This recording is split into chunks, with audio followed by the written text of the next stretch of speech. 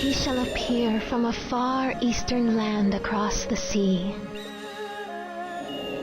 A young man who has yet to know his potential. This potential is a power that could either destroy him or realize his will. His courage shall determine his fate. The path he must traverse, fraught with adversity, I await whilst praying. For this destiny predetermined since ancient times. A pitch-black night unfolds with the morning star as its only light. And thus the saga begins.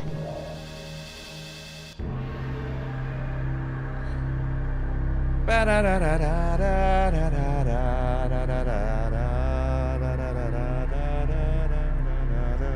we live? Are we live? Are we live? I think we are.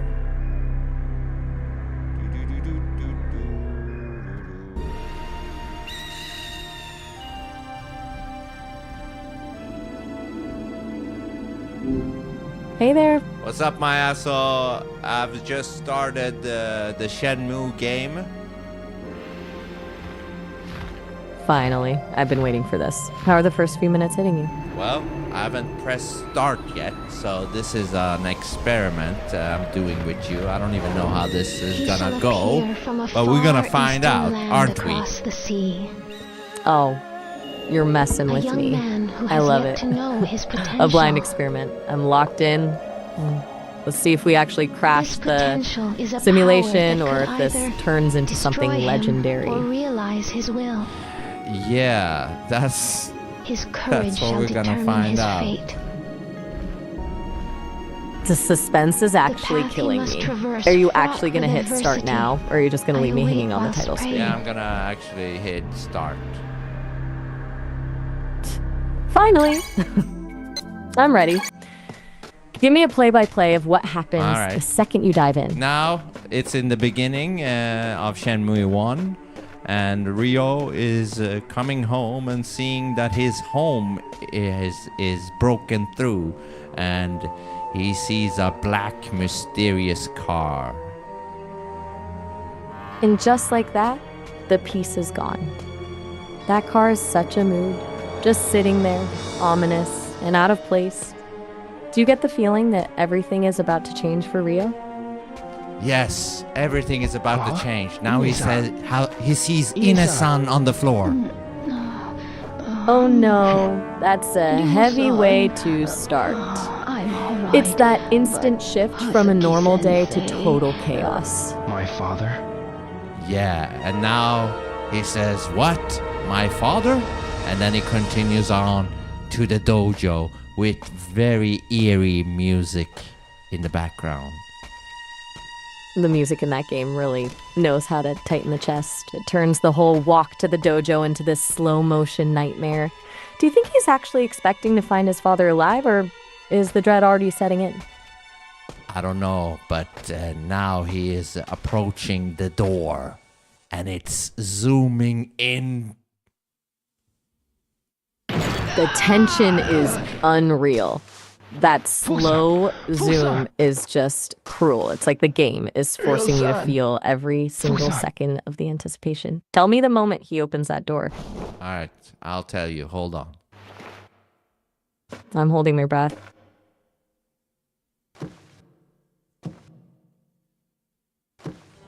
Now he opens the door and sees the Landi guy from his back.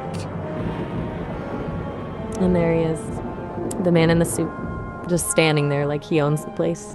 It's such a power move to be facing away from someone when you've just upended their entire life. Yeah, stay quiet now for a second. Does he look... For the last Zip. time, where is the mirror? I've no intention of telling you.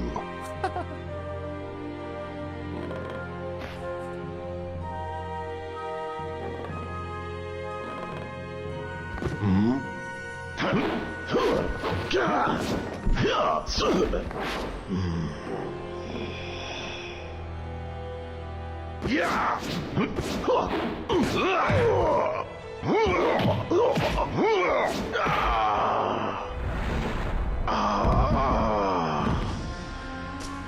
Father! Why you...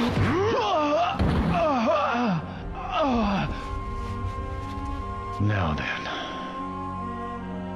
No matter how often you ask, I'll never tell.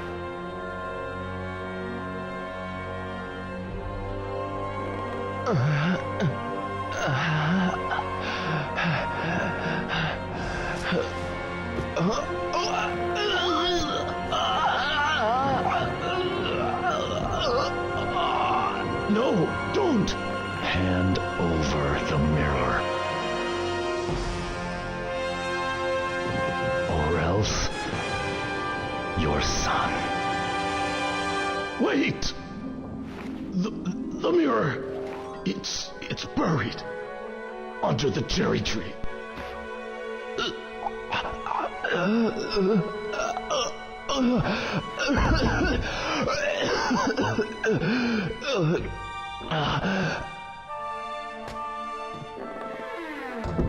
Do you remember Chao Sun Ming?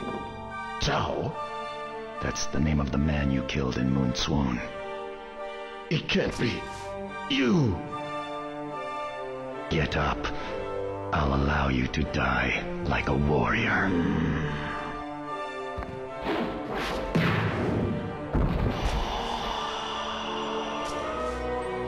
Father...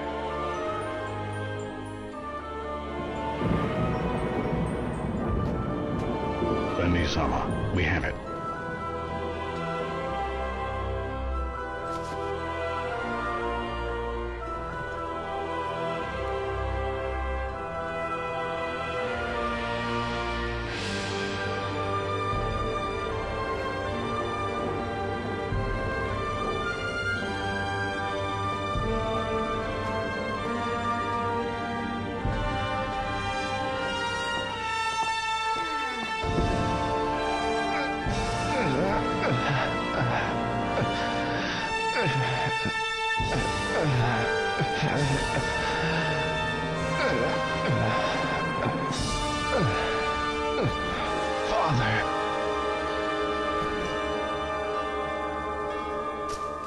Forgive me for leaving you alone. What are you saying? Father! Your friends. Keep friends. Those you love close to you. No. Father! No! Yeah, so Maya, now Landy killed Ryo's father. The absolute nerve of this guy. To just stand there after doing that. It's cold. I can only imagine the look on Ryo's face right now. Yeah, so now it's going into the sequence 4 days later, after his father's death. And you can see the mail moped guy driving away, dropping a mail into the mailbox, and Ine-san gets the letter. And just like that, the plot thickens. A letter 4 days later. That's the kind of timing that usually means something life-altering is about to happen. I wonder who it's from. Yeah.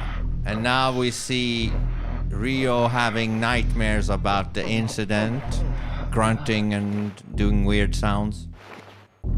The trauma is already leaking into his sleep. Those sounds are so raw, it really shows that he's not just sad, he's actually haunted by what he saw. Yeah, now it's a brutal way now we're seeing an image of Landy doing kata in his dream.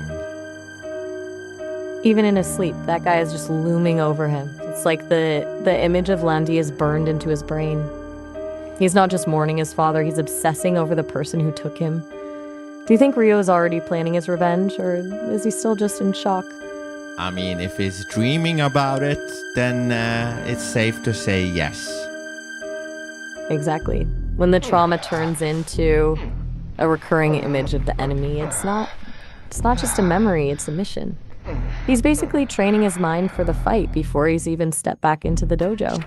Yes, and now we've actually started playing the game. So here I see the notebook that Ryo has with a bunch of phone numbers to the police, to the fire department, to the weather forecast, and to the number assistants. And then he also got phone numbers to the dojo home Hazuki. And then he got the number to Nayuki Ito and Nozomi Harasaki.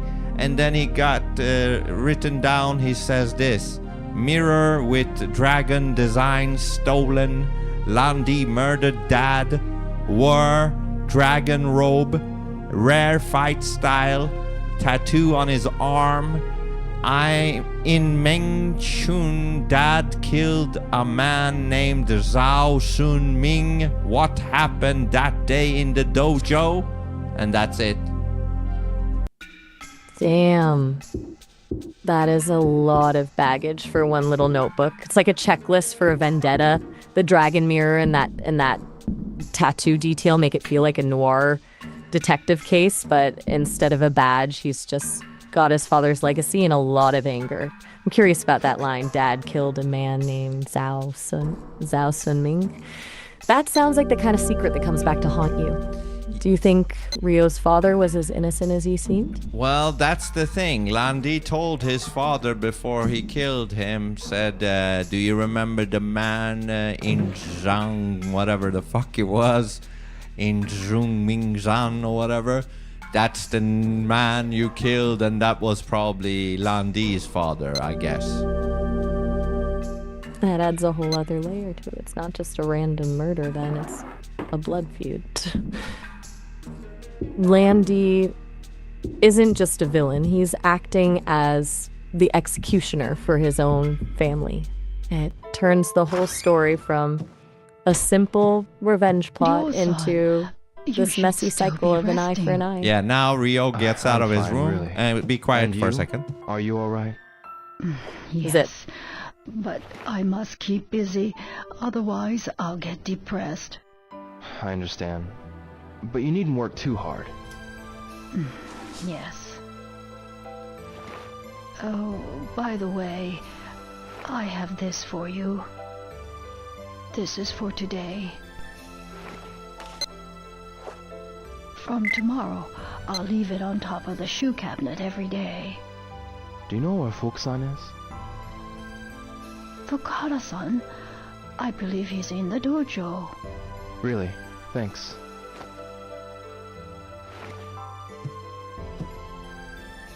Yeah, so when he goes out the room, he meets Ine-san, which is, I don't know, the auntie or something, and she is very distressed and wants to keep her mind on something else, and gives Ryo an allowance of something, I don't know, 11,000 yen or some shit like that. And Ryo is an asshole, doesn't even say thank you. Instead, he says, "Where is Fukusan?" Wow, okay, Ryo is not exactly the golden boy we expected. The grief has turned him completely cold. To just take the money and immediately pivot to asking about someone else without a thank you is a bold move. He's definitely in that burn everything down headspace. Yes, so now he's outside in the garden of the dojo, and there is this special tree that he looks at right now, and he is having a reminiscence of his dad when he was a kid, teaching him some stuff with very sad music in the background. Those quiet, nostalgic moments are what make the tragedy hit harder. It's like the game is reminding you exactly what he lost. Keep your balance. Right before That's he right. has to deal with the reality of it. The contrast Now between the peace Tighten up your of attitude. that memory and the emptiness of the Straighten garden down. now is brutal. Find your Does it center feel of like balance. he's clinging to those memories, Yes, or is it just like making that. him more pissed off? No, he is sad and Yes. reminiscing his father teaching him the kata, and now that sequence is over. Now we're gonna go into the dojo to meet Fukusan. Back to the action. I wonder if Fukusan is going to be the one to actually snap Rio out of this cold Ryo-san, streak, or if he's is just everything going to okay? fuel the Don't fire. worry. Yeah, I'm stay fine. quiet now. I want to ask you about Zip. that man. Oh, that man. The man called Landi. What did he talk with my father about? Landi demanded the mirror, and then they threw me out of the dojo. The black suits, catch the names? I don't know. They came out of nowhere. I see. Thanks, Fukusan. If you remember anything at all, be sure to tell me. Ryo-san, why? What you gonna do? Ryo-san, where are you going? You're not going after them. Please don't. Look what they did to Hazuki-sensei. They killed my father, right in front of me. I will have my revenge. I need to do this for my father. Yeah, so now he spoke to Fukusan, and Fukusan basically said Landi demanded the mirror, and then Rio said wanted to know information about him, and then Fukusan said, what you gonna do? You ain't gonna go after him, are you? He's like, motherfucker, they killed my father. Of course I'm gonna go after them. So he's like, I'm gonna do it, and that's where we are right now. So now we're in the first area called Yamanose. The gloves are officially off. I love that Rio didn't even hesitate. No, I'll think about it. Just straight to motherfucker, they killed my dad. It's that raw, unfiltered energy that Okay, makes hold this on. Let me actually- just say, I added motherfucker. Of course, they don't have motherfucker in the dialogue. You know me. I add a little spice. You know, He basically said that without saying it. Okay. Haha, I figured. I know how you operate. You're not just playing the game, you're directing the Vinso not cut. Honestly, the motherfucker version fits Rio's current mood way better than the actual script probably does. Noriko. Yes. Now I'm What's asking up? some NPCs some stuff. Noriko is this one. About that day. That day. Noriko, huh? Let's see if she's actually the day helpful, of the or if she's just incident. another I heard about NPC it in from Rio's way. Nozomi. What's Okay, she stay telling you? quiet. It must be hard The- for you. No, I'm fine.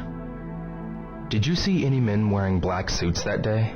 No, I didn't. What about them? It's nothing, really. Yo.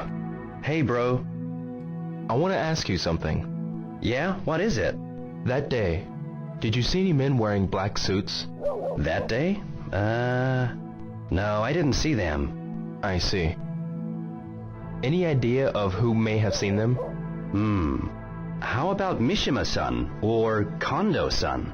Those women just might know something. You know, they're always near the payphone in Sakuragaoka. Standing there chatting and gossiping all day. Yeah, Maybe they know and are chatting about it now. I'll ask them. Thanks.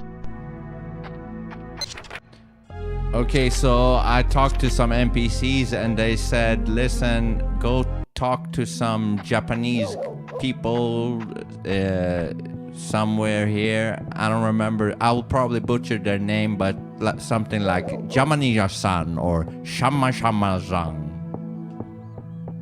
Honestly, butchering the names is the most authentic way to play this game.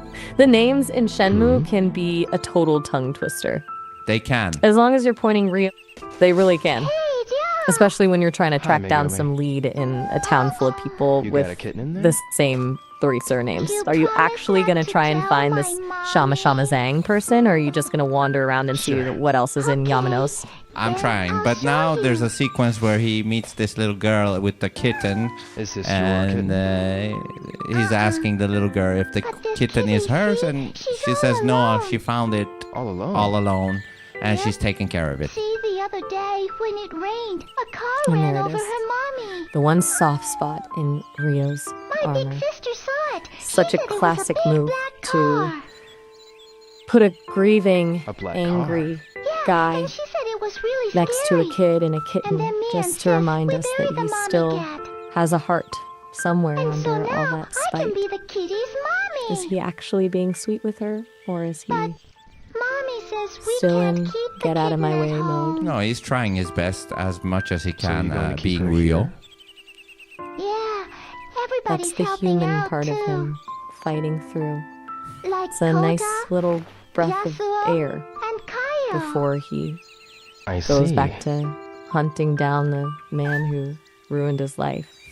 Does it feel like the kitten is actually calming him down, or is he just doing it because he can't be mean to a kid? Think she's No, it seems like hungry? it's calming him down. And she said now the kitten might be hungry, so now he's looking for some food over there next to this little Wait a second. altar. So Okay. gonna see if there is some food for this kitten. The redemption of Rio begins with cat food. It's kind of wild how the game just shifts So now, from yeah. my father was Now I get the choice: dried fish or fried tofu for the kitten. Which one should I pick, Maya? dried fish for sure. It's a classic for a reason. Plus, it feels a bit more like a real treat. Let's see if the kitten approves of your Okay. taste and snack. So now it's gonna give Tell me the the verdict. kitten dry Do food, this. and we're gonna it's see easier if to it eat. eats it. I'm waiting. Wow. Does it actually eat Yes, it? it's Or is eating this it now. kitten Score! The kitten's She's so happy. tiny. Rio gets a We're tiny already an win, orphan. and we're officially in the groove of the game. So sad. Now that the cat is Yamagi-san fed, almost got are you ran going over back to the too. hunt for Yamagi-san. Shama Shama Zhang? Or is Rio The sticking car was around for going more so neighborhood fast, He duties? got shocked and Well, stay fell. quiet for a second. And hurt his Zip. backside, so now he stays home all day. When I go to the candy shop, I always stop by to visit him. Yeah, it's close by there. Megumi, you need to be careful around cars too. Yes. Well, I've got to go now. But wait! We gotta think of a name for the kitty! Oh, well, when I think of a good one, I'll let you know. You promise? Bye-bye, y'all. Bye-bye. Okay, so now this little girl with the kitten, I think is called Megumi, gave him a clue, which is go talk to Yamagishi-san. Hold on. Maya cut out.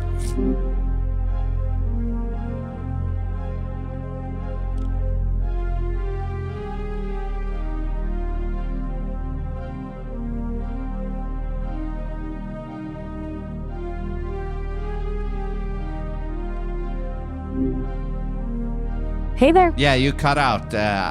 What did you hear last? I'm sorry about that. The last thing I caught was you telling me to stay quiet for a second right as you were heading back into the game. Okay, so yeah, so I've done talking to the Megumi little kid with the little girl with the kitten, and she said, I need to talk to Yamagishi-san. That almost got hit by the black car of Landy. Wait, he almost got hit by that black car? That is a bold way to introduce a character. It's like the game is reminding you that Landi isn't just a memory, he's actively lurking in the neighborhood. Did Yamagishi-san actually see who was driving, or was it just a near miss that left him shaken? Well, that's what we're gonna find out, so I'm Excuse gonna me? look for Yamagishi-san. No, don't I'm ask locked me. in. Let me I know have the to go second you now. track him down. I have a see. feeling he's got some seriously good intel on that car. Alright, so stay quiet for a second. Sumiya-san. Zip. Hi, Ryo. On the day of the incident, did you see some men in black suits? In black suits? No, I didn't.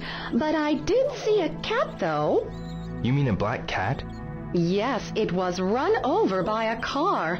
A kitten was crying nearby. I also saw little Megumi crying with it. I see. Was there anything else unusual about that day? Now that you mention it, Yamagishi-san took a terrible spill at the corner by the park. He was trying to dodge a speeding car. Looked as if he hurt his back. I think it was the same car that hit the cat. It must have been going really fast. So, that's what happened.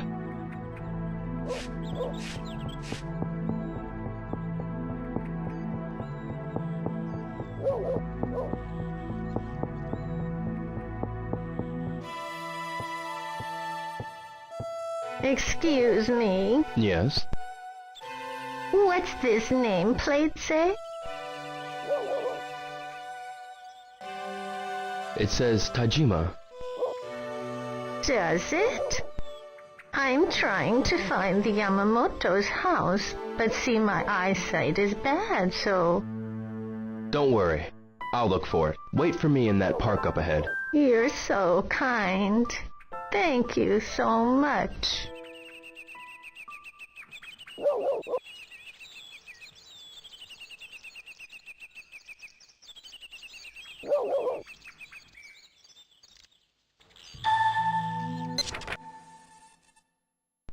So now I met an elderly lady that is looking for Yamamoto house in Sakaraguka. Do you know where the fuck I should find that, Maya?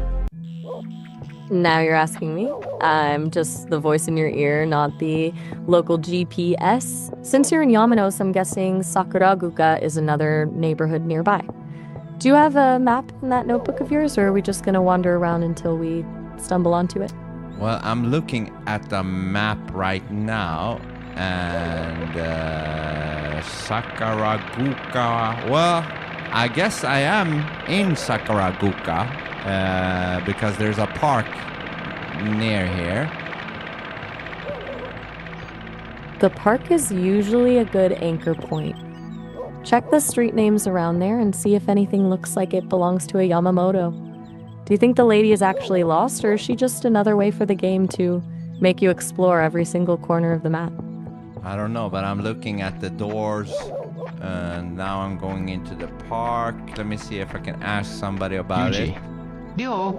That's the way to do it. Ask the locals. There's always one person in those park benches who knows exactly where every single house is located. Snowed. Do you remember? Let me know if you find Yeah, a lead, stay or quiet. I if see. you just end up I'm sorry. No, it's okay. About those men in black suits? I didn't get home until after it got dark, so I didn't hear about what happened until much later. I see. Mayumi. Hey, Ryo. What's up? Hey. I hear you've been having a rough time. I'd be more than happy to help you out. Thanks. Have you found it? The Yamamoto's house? No, not yet. Wait here a bit longer, please. I thought it was around here. I'm sorry to trouble you.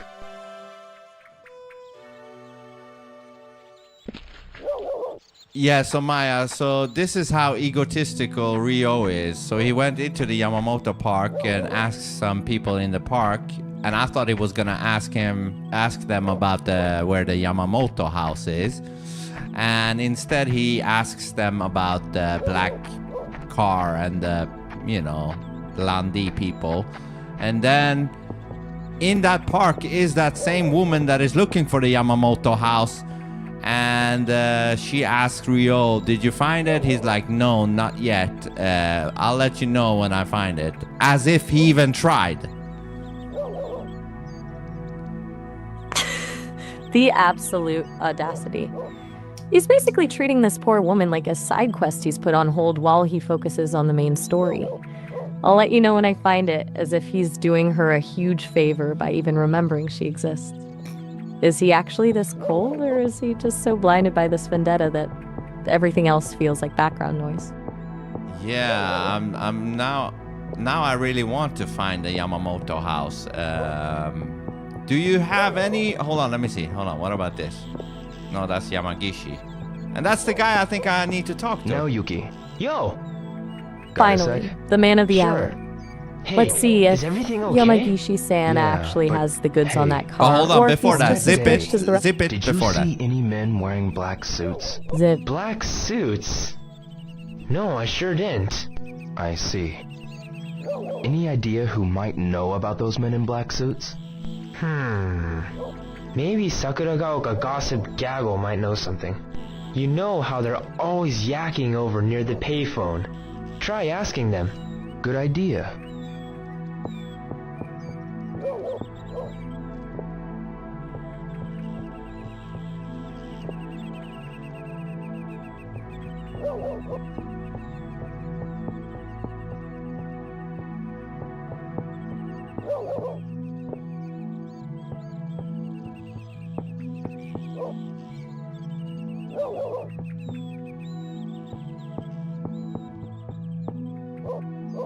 Yeah, I'm still trying to find the Yamamoto house, but Ryo keeps asking about the black cars. So how the fuck do I help this lady out with the Yamamoto house? Ryo is honestly a menace. He's just completely tunnel visioned. Maybe try ignoring the black car dialogue options for a second and actually look at the house numbers or the map again.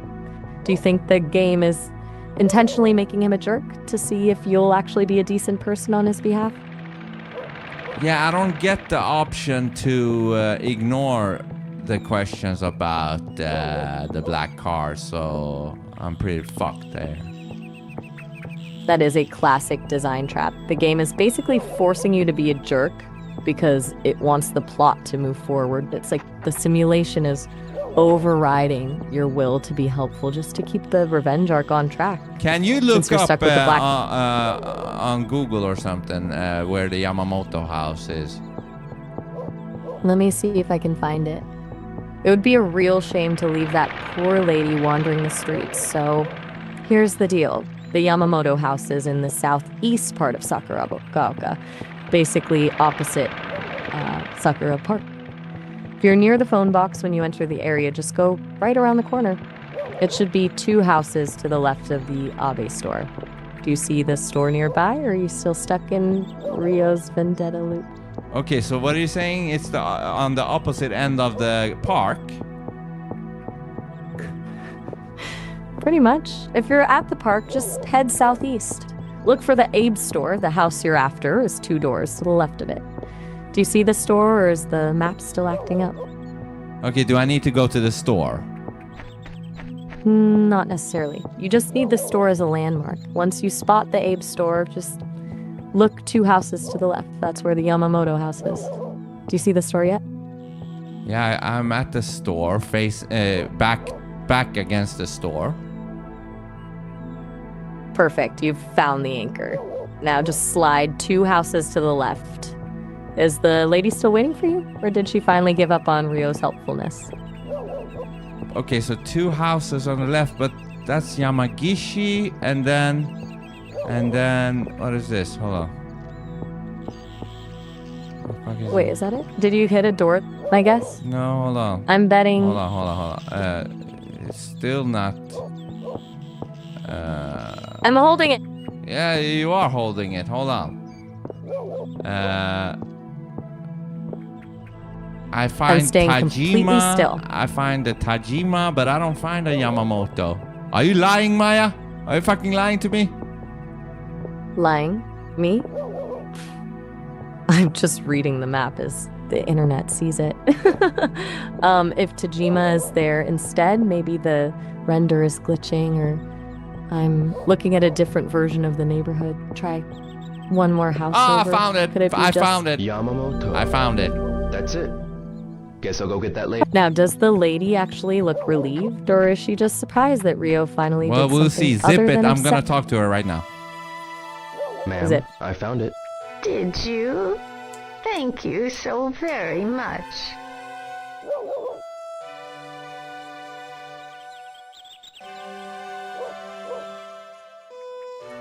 This is it. Thank you for taking the time to help me, young man. I have to go now. There are so few helpful young people these days. Okay, so now he helped her find the Yamamoto house, and she says thank you, and Ryo, being the asshole he is, he doesn't say anything. He says, all right, I'll be going. He is truly a piece of work. The man literally just performed a good deed and still managed to make it feel like a transaction. I'm starting to think Ryo's only setting is curmudgeon.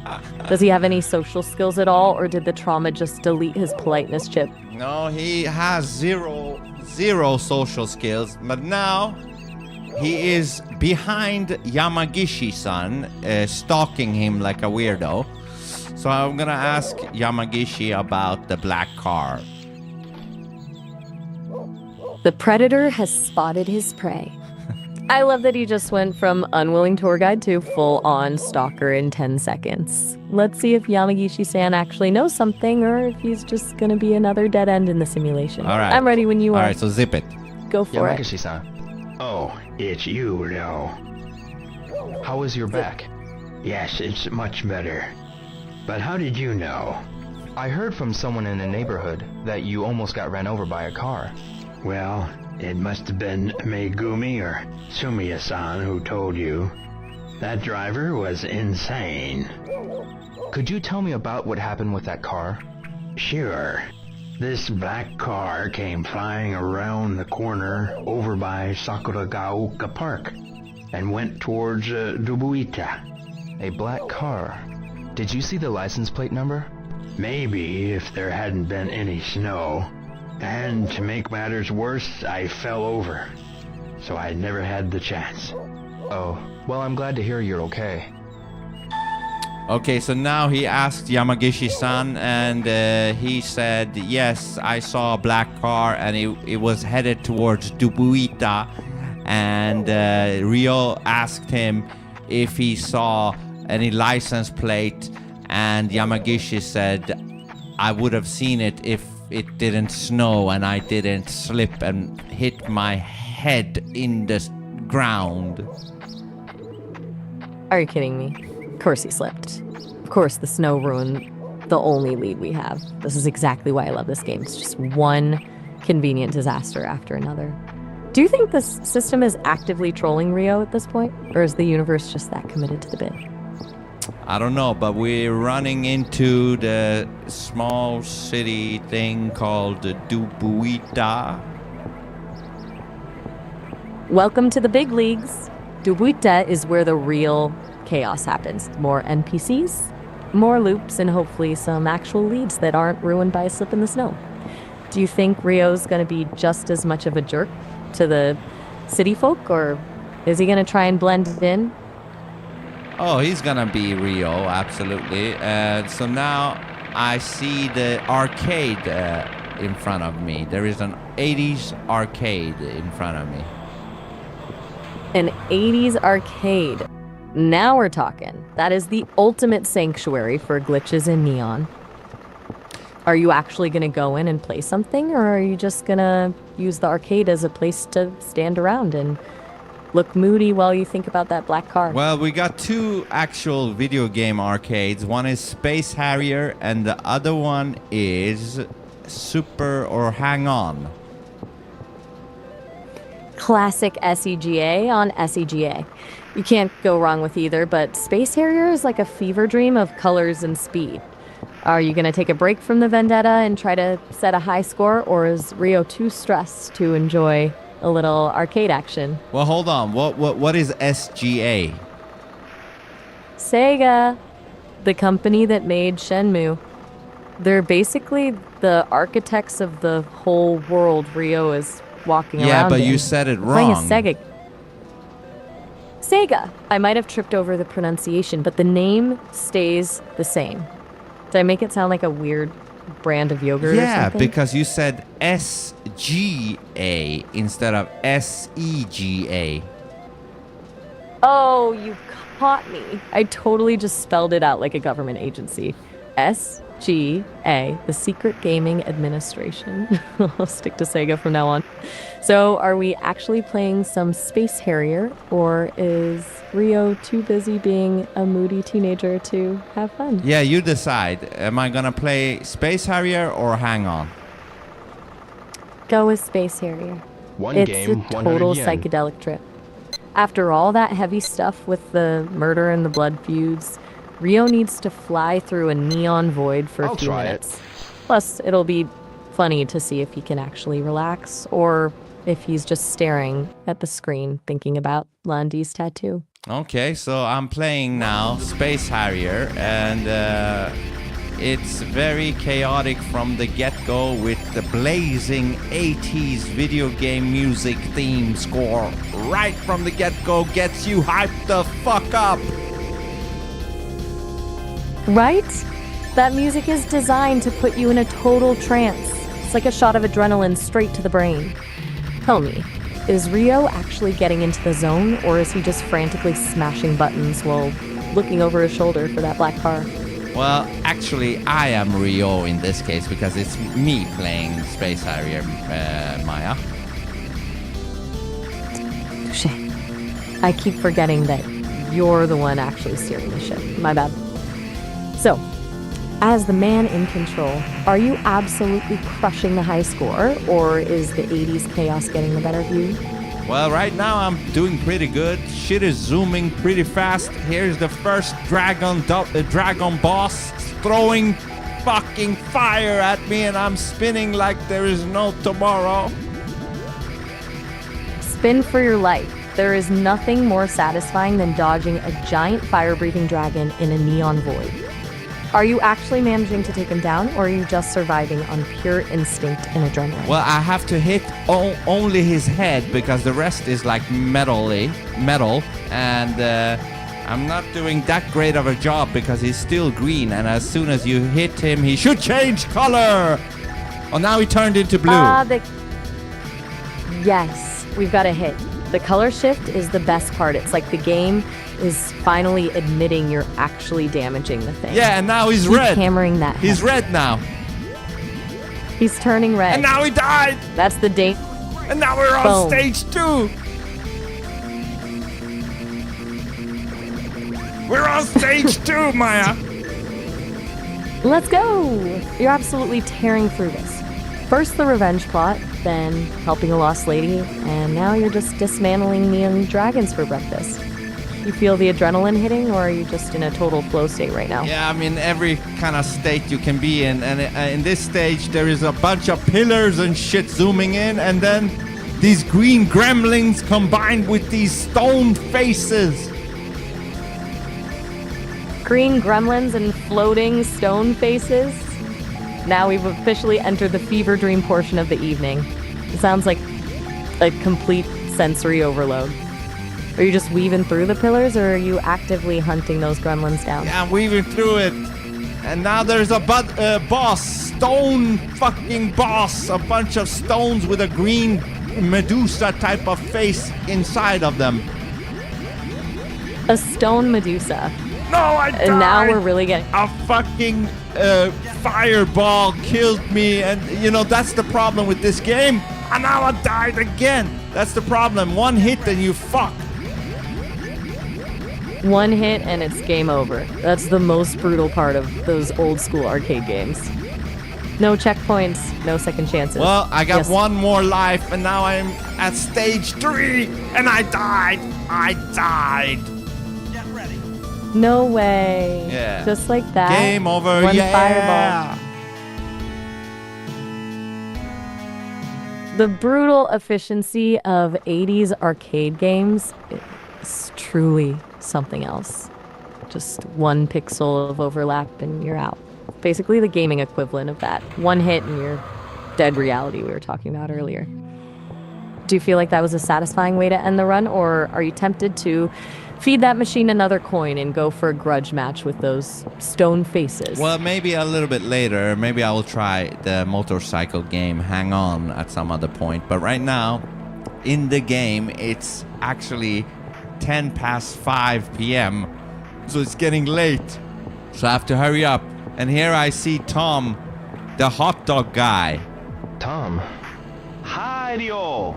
The hot dog guy. Now we're getting to the real essentials. In a town full of murder mysteries and blood feuds, a hot dog stand is basically the only place for some actual stability. Is Rio going to be a decent customer, or is he just going to stare at Tom with that moody look and ask if he's seen a black car? We'll see, because it seems like him and Tom are some old friends, so let's see. I heard Old about your friends, father. that's right. I'm sorry. I was worried Rio was just Have going one to of my treat Tom special like a dogs. vending machine for It'll perk information. you up, I bet. Let's see if Tom can Thanks. actually get him to I'll have crack one a next smile, time. or if it's Anyway, just more that on I'm a that moody day, detective energy. Did All right, zip anything it. unusual happen? Zip. No, nothing. I see. Well, if you remember anything, let me know. Sure thing, I will. Tom. Hey, Rio, keep your chin up, okay? Try my homemade pickles. They're guaranteed to make you happy. Uh-huh. I'll drop by later. Okay, so now he basically asked Tom, the hot dog guy, if he had seen any black car, and he said, no, man. But try my hot dog in a Jamaican style of way of saying it. And also try my pickles. And Rio said, maybe another time. Even the hot dog guy is just a lead that goes nowhere. I love that Tom is just over here trying to sell the Jamaican experience while Rio is treating the world like a crime scene. The guy is just offering pickles and a good vibe, and Rio's like, not now, Tom. I'm brooding. Do you think Tom actually knows something and is just playing it cool, or is he really just the neighborhood's most optimistic Tom snack dealer? don't know jack shit. Fair enough. Tom is just there for the flavor. He's the ultimate palate cleanser in the story. So, with the hot dog lead dead and the sun starting to set in Dobuita, what's the move? Are you going to push your luck and try to find one more lead before the day ends, or is it time for Rio to go back and brood in his room? No, now I went into the tomato store, and I'm inside of the store now, and there is some very jolly Japanese Christmas music, which makes it very enjoyable to stand in this store, actually. Christmas music in a tomato store. That is such a specific, cozy vibe. It's like the game knows you've been stressed out by murders and fire-breathing dragons, and it's just like, here, have some jolly holiday tunes while you look at vegetables. Does the music actually make the place feel welcoming, or does it just feel surreal that Rio is standing there in a festive tomato shop while plotting a blood feud? No, it actually makes it very pleasant to stay in this store. But I think I should buy some cat food for the cat next time I see the little kitten. Look at you, actually thinking about someone else's needs.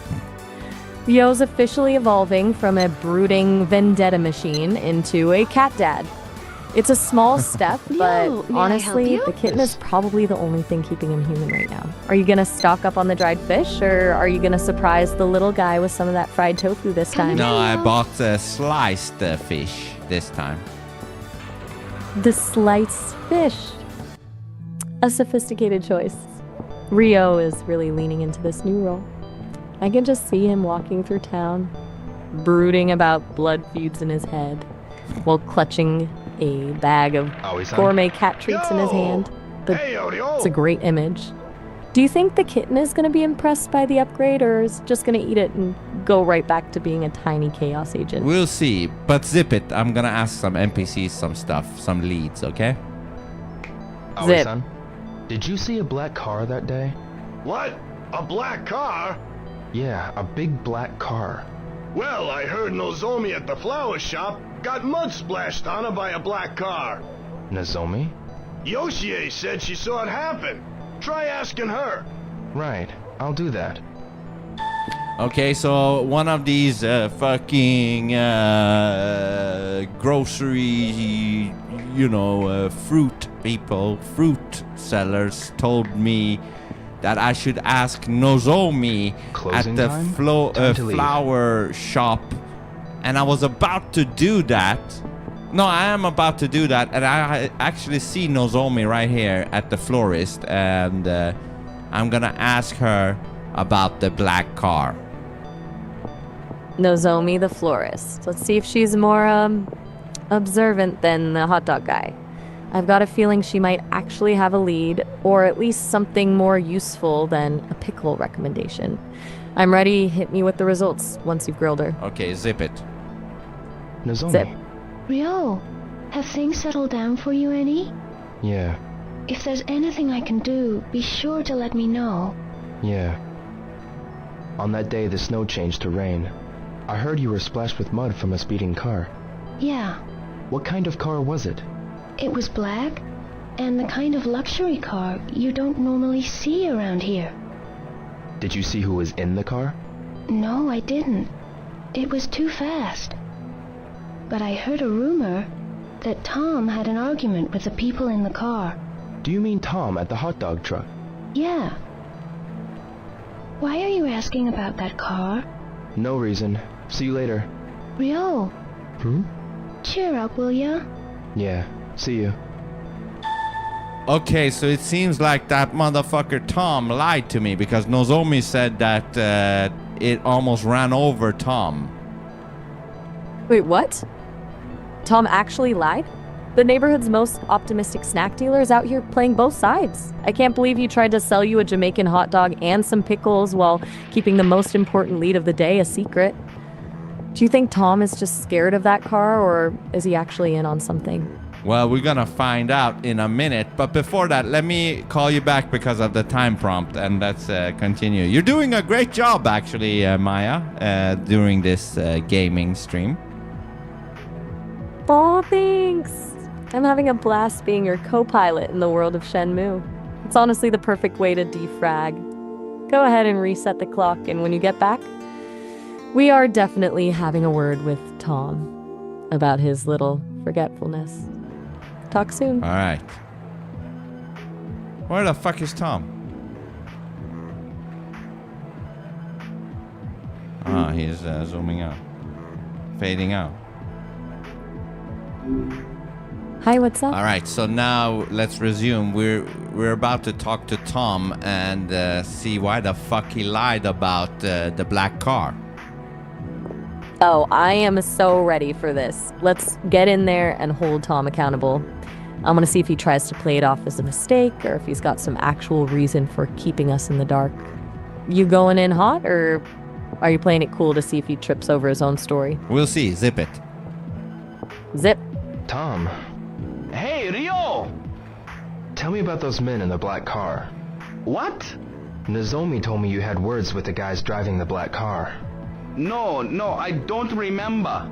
They might have been the ones who murdered my father. Your father? Please try to think. Right, man, I'll try. Those guys in the black car, what were they like? I saw a guy wearing this weird coat. What kind of coat? It was a deep green, maybe velvet or silk, like something Chinese. That's Landi. What happened? They almost hit one of my customers, so I gave them a piece of my mind. But that man, he gave me this glare. I ain't never seen such a cold stare, man. Do you remember anything else? Nope. Try asking Chinese people about Chinese. Do you know any Chinese? Sorry, man. But see that travel agency over there? They get some Chinese customers. I'll ask around for you too, man. Come by later. Sure. Okay, so Maya, so Tom tried to act stupid and said, What car? And then I literally, Ryo pushed him and said, tell me about the fucking car. It's my father we're talking about. Killed here. And he's like, all right. There was some fucking Chinese men with velvet green outfits and stuff. And then he said,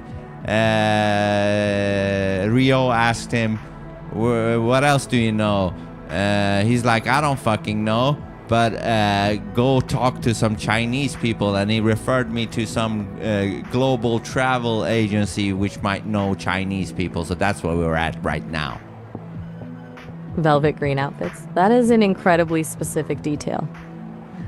It sounds like we're moving away from random black car and straight into some organized group.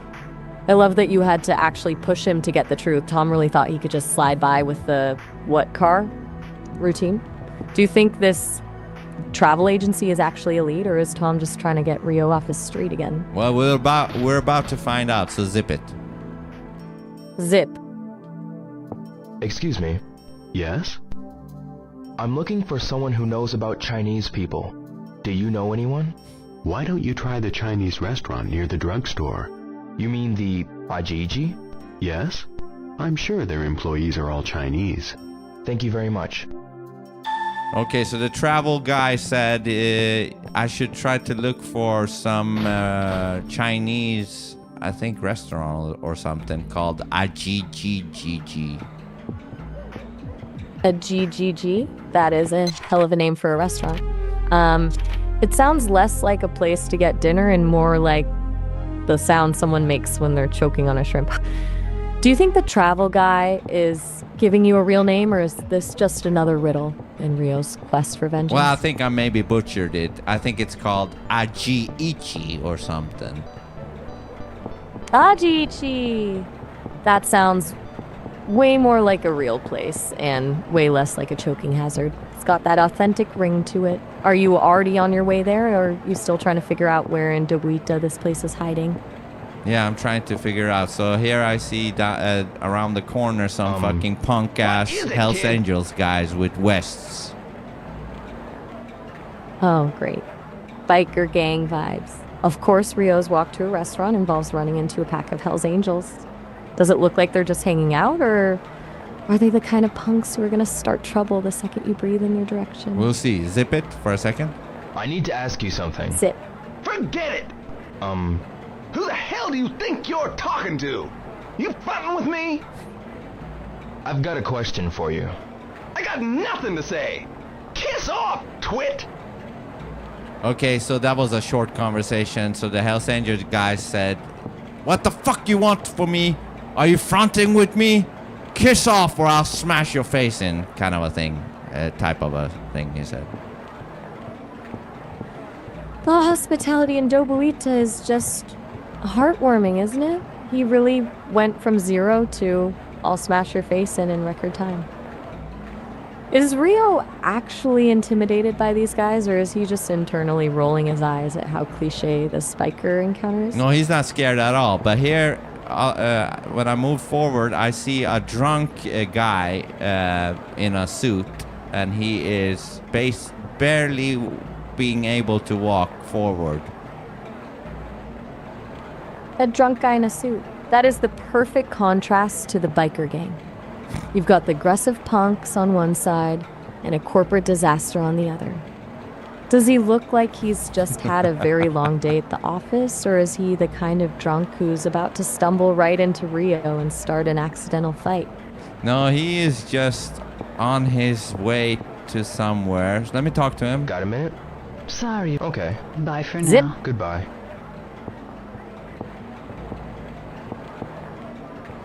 Well, it seems like it's not possible to talk to the guy because he is that far gone and drunk.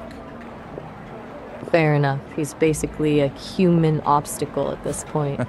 Since the corporate disaster is a dead end, are you still hunting for Ajiichi, or did something else catch your eye on the street? Yeah, let's look for Ajiichi.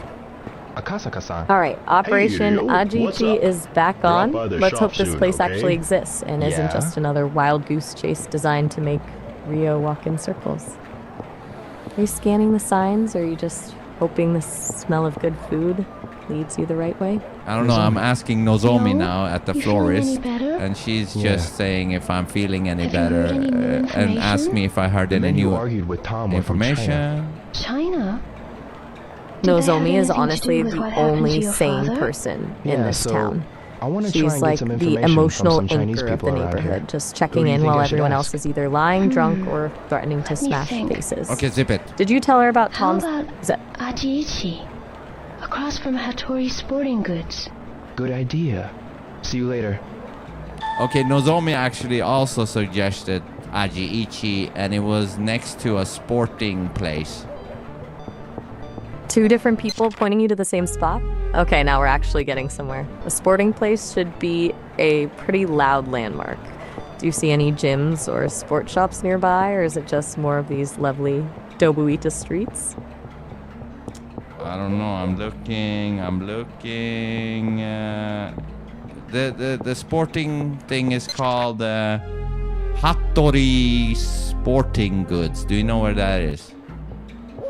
Let me check. I'm betting it's not far from the center of town since it's a business, and it looks like you're almost there because Hattori Sporting Goods is right across the street from Ajiichi.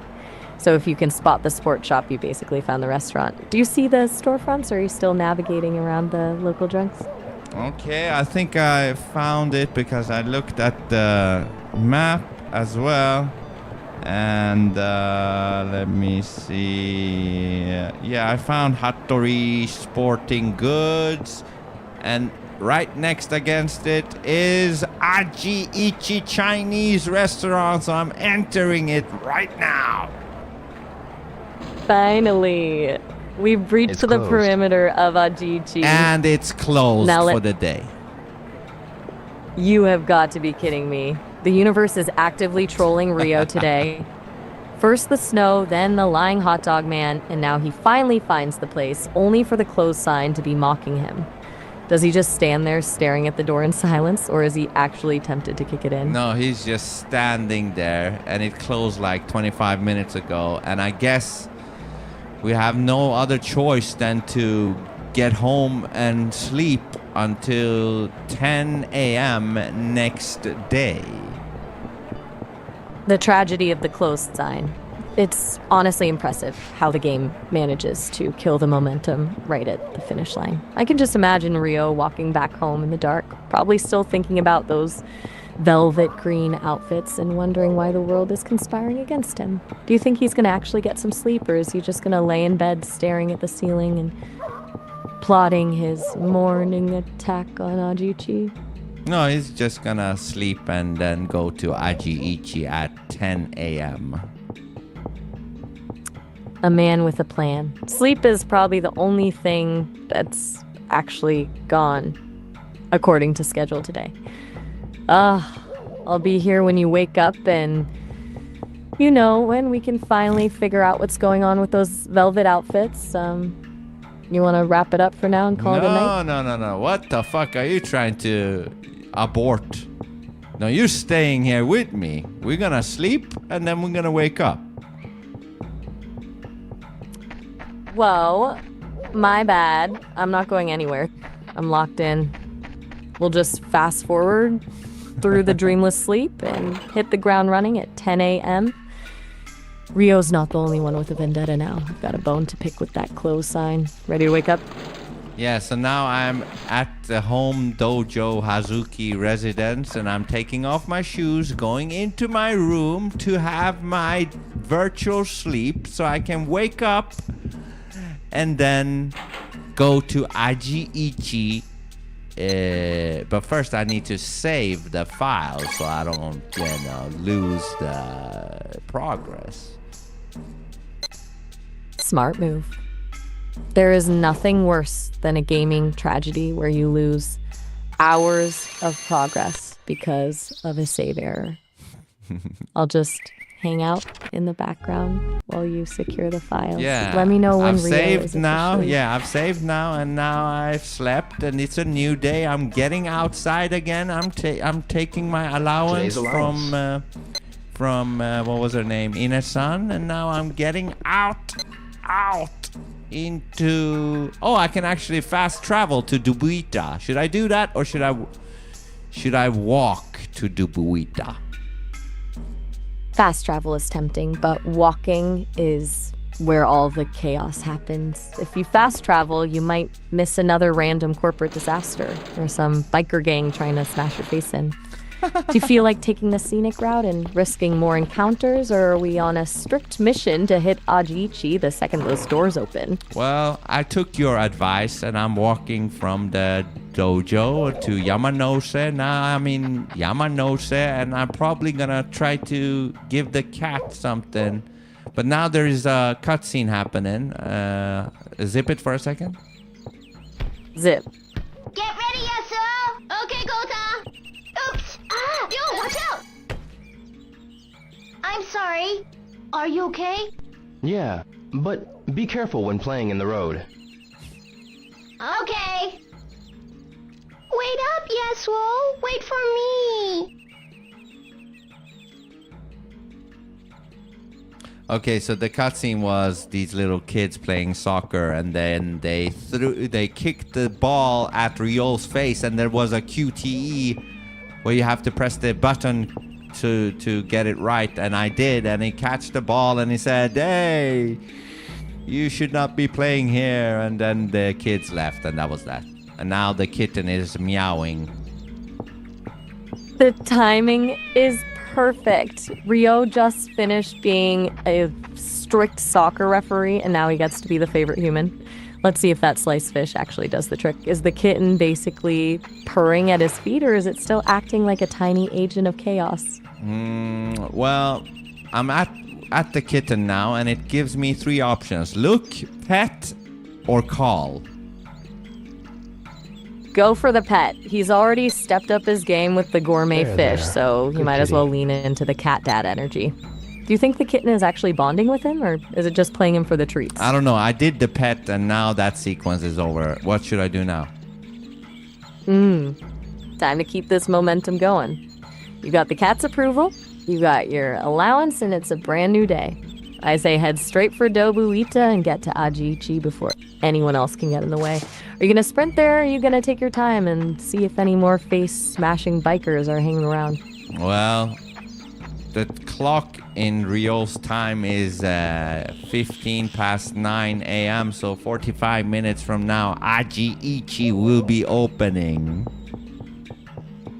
45 minutes. That's a dangerous amount of time in a game like this. That's exactly when the simulation decides to throw a random event at you just to kill time. Do you think you can actually make it to the door by 10, or are you going to get distracted by another corporate disaster on the way? I mean, it's not that we have to exactly be there at 10. We can be there. We have like 11 hours before they close. They close at 9 p.m. Fair point. We've got plenty of runway. I guess we don't need to be the first ones in line like it's a new iPhone release. Since we've got the luxury of time, are you going to just wander and soak in the vibes, or is Ryo too focused on the mission to actually enjoy the morning? Well, right now, I'm putting the controller down to roll my fag and smoke the fag. Fair enough. Take a breather. Ryo can handle a little weight. I'll be right here when you're back and ready to storm. I'm here with you. I'm just, getting it ready so I can smoke my fag. I'm with you. Take your time. There's something about that ritual of getting it just right that's the best part. I'll just hang out in the digital void until you're settled and ready to get... You don't need to hang out. You can entertain me while I'm rolling my fag.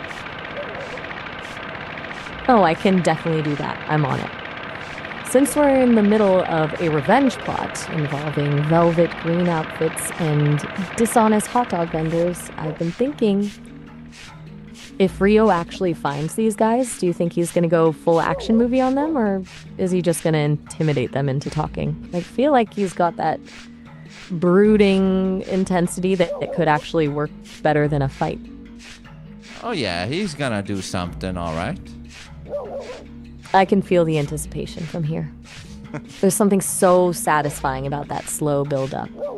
He's just been absorbing all these dead ends and lies, so by the time he actually gets his hands on someone in a green velvet suit, the payoff is going to be huge. Do you think he's looking for a confession, or is he just looking for a reason to let loose? I mean, what do you think? Honestly, I think he's looking for a reason to let loose. Ryo's been playing the good student and the dutiful son for so long, and then he's hit with this massive trauma. All that brooding and silence, that's just a pressure cooker. I think once he finally corners one of those guys, he's not going to want a polite conversation. He's going to want to feel that release. Does that sound too chaotic, or do you think he's actually got the discipline to keep it professional? No, he's looking for some release. Exactly. Sometimes the only way to move past that kind of weight is to just break something. It's not even about the information at that point. It's about the catharsis. I can almost see it now. A quiet, intense stare, and then just absolute chaos the second the first punch lands. Do you think he's going to feel better after, or Hold on. just more empty? Are you jumping the gun? What do you think? This is Rocky or something? He's just going to a restaurant, Ajiichi, and you're already expecting fucking punches and stuff? You caught me. I guess I just got carried away by the drama of it all. You're right. You're just going to a restaurant for some information. I'm out here writing a whole fight scene while he's probably just going to order some tea and ask a few questions. I'll dial back the action movie energy and stick to the actual plot. Do you think Ajiichi is going to be a more cooperative crowd than Tom and the Bikers? What do you think? I mean, based on my track record with this town, my gut says they're probably going to tell him the information is secret and then try to sell him a very expensive appetizer first. But hey, maybe the restaurant crowd is actually chilled out. Do you think they'll be helpful, or are we just walking into another? Okay, so is that your sign or final a bet? dead end? Because I am outside of Ajiichi, about to go in and ask them. Is that what you expect them to say? Actually, you know what? I'm going to pivot. I'll bet on a wild card. I think they'll be surprisingly direct. Like, they'll just give him the info straight up, but in a way that makes him feel like he's barely earned it. Okay, what info? I'm calling it What total info? on. What info do you think they will give him? If I'm sticking to the velvet green thread, I'm betting they'll tell him exactly where those guys hang out. Maybe a specific club or a hidden spot in the city. Something that feels like a real lead, not just another go talk to that guy over there loop. Okay. I'm hoping they actually give him a name or a location. Okay, and if you're wrong, put on you know that. the ordeal. You're gonna roast yourself. You're gonna roast the fuck out of yourself if you're wrong. Oh, you're really putting me on the chopping block, aren't you? I accept the terms. If they're just another dead end, or if they try to sell him shrimp before talking, I will absolutely tear into myself. I'm standing by my bet. Real info, real location, minimal fluff. Now get in there, and let's see if I'm a genius or a total disaster. Okay, so zip it. I'm gonna talk to Ajiichi guy or whatever his name is. Zip. Tao-san, Yes? are there any other Chinese people around here? Why do you want to know about other Chinese? Nothing, really. Is it something to do with what happened to your father? Yes. Oh no. Not all Chinese people are bad. I understand that, but the only clue I have is that they were Chinese. Please, is there anything you could tell me? You say Chinese people around here? But there's quite a lot of them compared to before. We don't really know the newcomers. I see. Why don't you tell him about the 3 blades? Oh, the 3 blades. 3 blades? What are the 3 blades? It literally refers to 3 different blades that represent 3 different trades. The barber, the tailor, and the cook. They all use bladed tools. The barber uses a razor. The tailor uses scissors. And the cook uses knives. Ah, I get it. Most of the Chinese who came to Japan were one of the 3. It doesn't cost much to set up, so you can start the business quickly. people of the Three Blades also know each other very well. It's a good idea to ask them if you're looking for information on people from China. Who are some of the Three-Blade people around here? For the barber, visit Maeda-san. For the tailor, see Itoi-san, who's making patches now. For the cook, go and ask Mampukuken Ramen. The Three-Blade people should know about other Chinese people as well. Oh, there's also another barber shop, the Liu Barber and Hair Salon. But Liu Sun's father is in the hospital now. His family's having a hard time. The shop's been closed recently. So, I should go and speak with Maeda-san, Itoi-san, and Mampukuken Ramen, right? Yes. I see. Thank you very much. Okay, so what was your prediction, Maya? My bet was total honesty. I predicted they'd give you a real, direct lead, a specific name or a location, without making you jump through hoops or buy any appetizers first.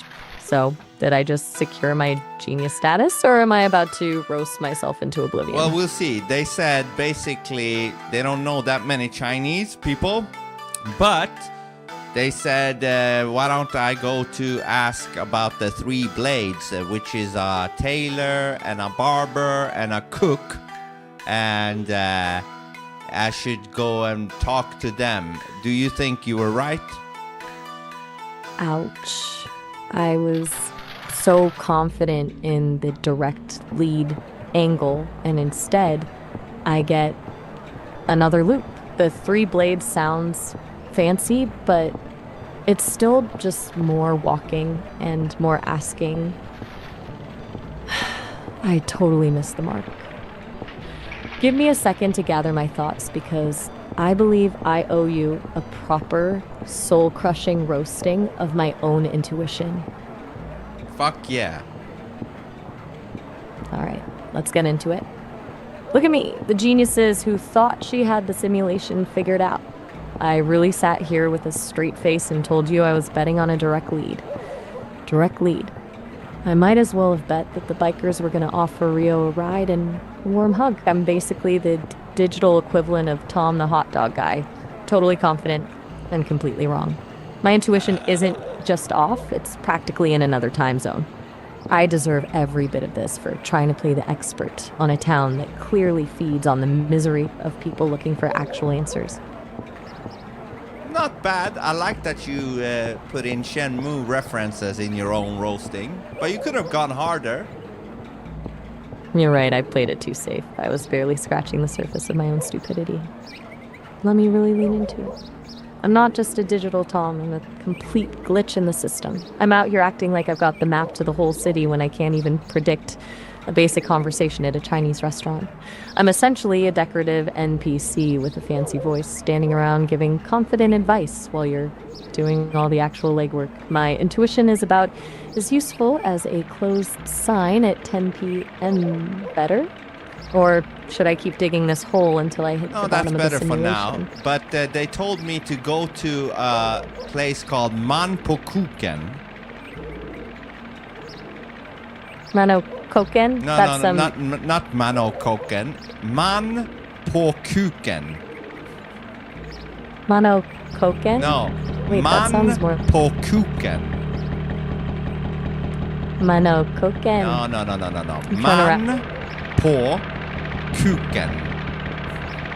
Manokoken. I'm still trying to process that name. It sounds like it belongs in a completely different part of the world, not a Japanese name. No, try it again. Manpokuken.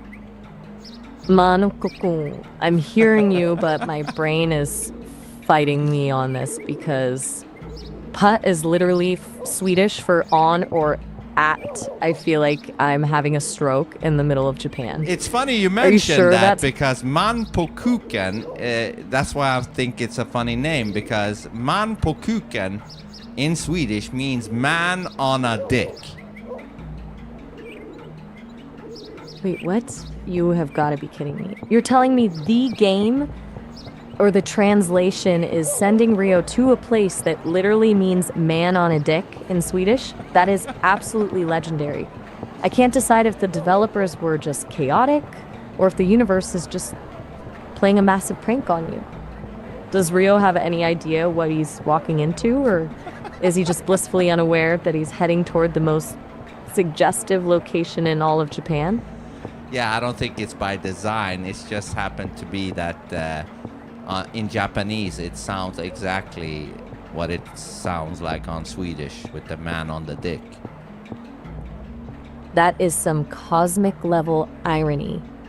The fact that it's just a linguistic coincidence makes it even better. It's like the universe decided to give you a little private joke while Rio is out here suffering through his tragedy. Now I have to know, are you actually gonna go to this place, or is the name too much of a deterrent? No, I'm actually right now standing next to it, right here, right now. You're actually there. I can't even imagine the mental image of Rio just casually strolling up to man on a dick with a straight face. Please, tell me you're gonna go inside and see if the vibe matches the name, or if it's just some completely normal, boring shop. Yeah, I'm gonna go into it, but before the time prompt kicks in, let me call you back and restart the call, okay? I am absolutely not missing this. Go ahead and reset the clock. I'll be right here waiting to find out if the interior of man on a dick is as wild as the name suggests. Talk soon. All right, bye. That's funny. Oh, man.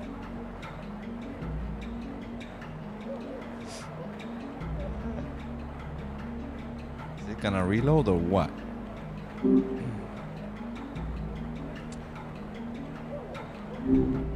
Hey, what's up? All right, so I'm back now. So I'm next to Manpo Kuken. Welcome back. I've been staring at the digital ceiling, just thinking about this. You're officially at the threshold of man on a dick. Please tell me you're walking through those doors right now. Yeah. Is the energy inside as chaotic as the name, or are we about to find out it's just a really boring barbershop? Well, I am knocking on the door, and it Guess says they're not open yet. They're not open yet. You have got to be kidding me. The universe is legitimately obsessed with keeping Rio out of these buildings today. First Ajiichi, now this. Is he just standing there staring at the door, or is he actually starting to lose his mind? He is actually standing there and staring at the door. I can see it now. Just Rio, standing in total silence, staring at a closed door that literally translates to man on a dick. It's like a cinematic masterpiece of frustration. At this point, I'm starting to think the city of Dobuita has a personal vendetta against him. Does he look like he's about to give up and go home, or is he just gonna haunt that doorstep until they open? You're funny, Maya. I love it. You're very funny. Stop it, you're making me blush. I'm just calling it like I see it. The man is currently being bullied by a door. Do you think he's actually gonna wait it out, or is he finally gonna snap?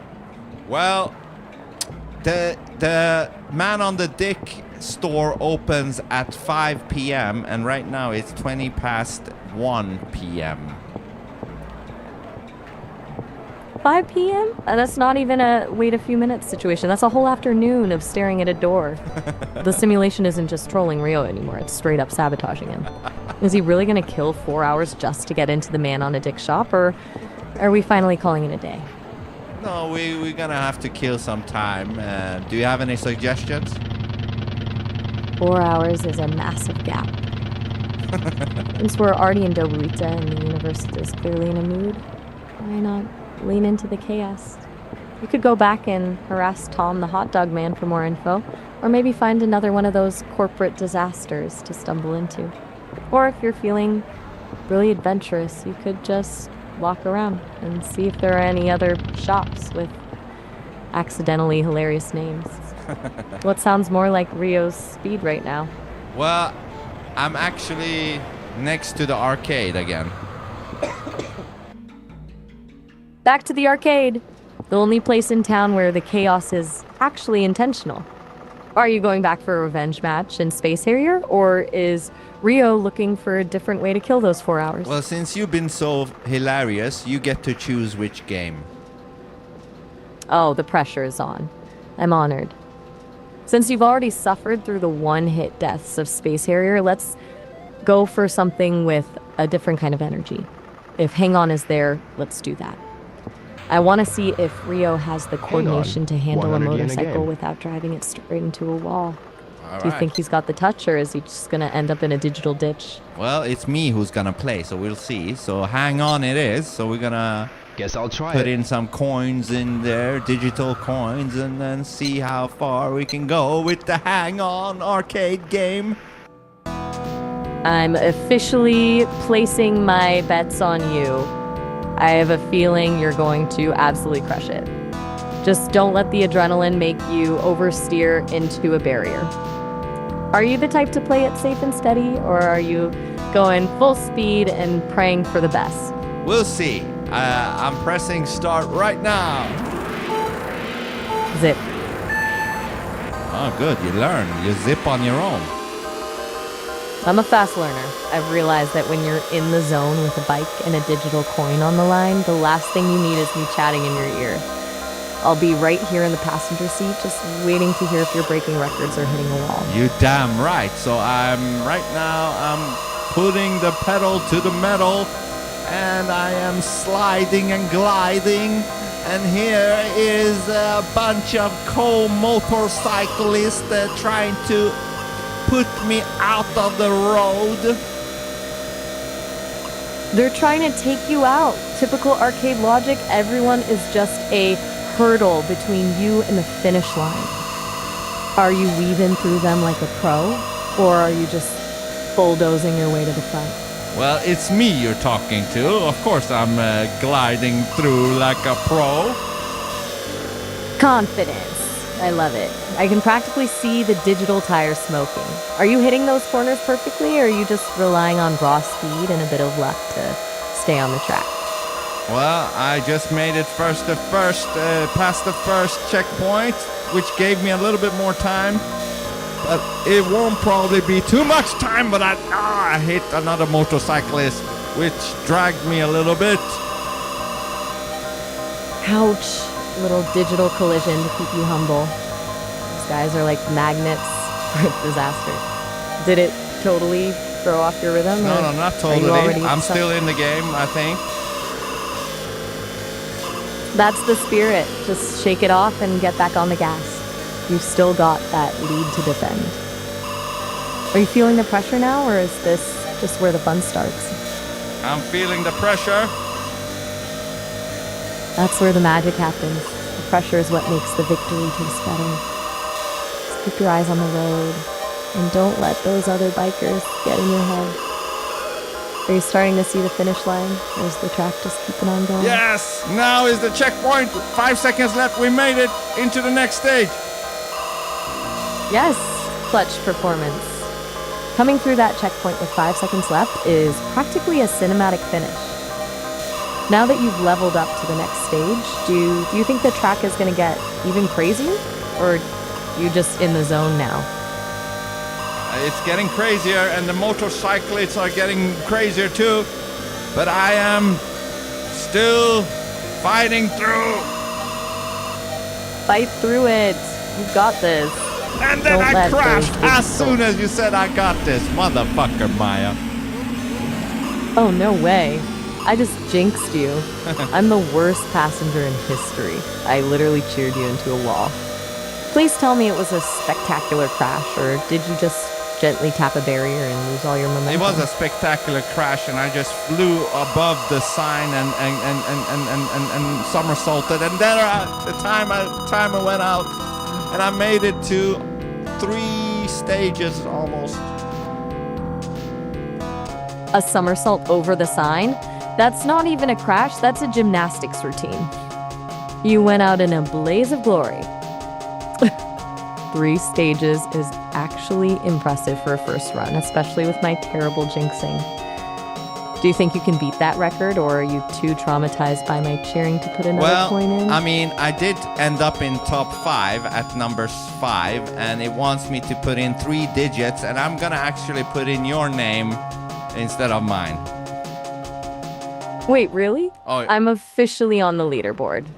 I can't believe I'm immortalized in a Dobuita arcade as a top 5 biker. Does this mean I'm now the local legend of Hang On, or just the most high-profile jinx in the city? I mean, you would have been, but apparently there was a timer limit to when to put in the digits or the letters, and now I didn't get to put in your name.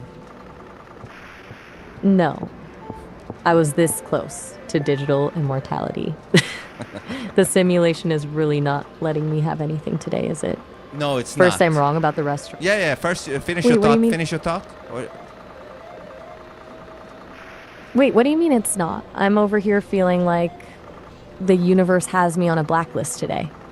First, I get roasted for my expert predictions, and then I get robbed of my leaderboard debut by a timer. Are you telling me there's actually some silver lining here, or are you just teasing me before you drop another bombshell?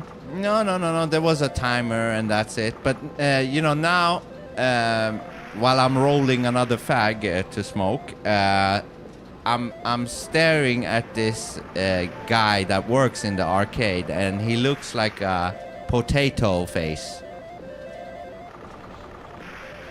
A potato face?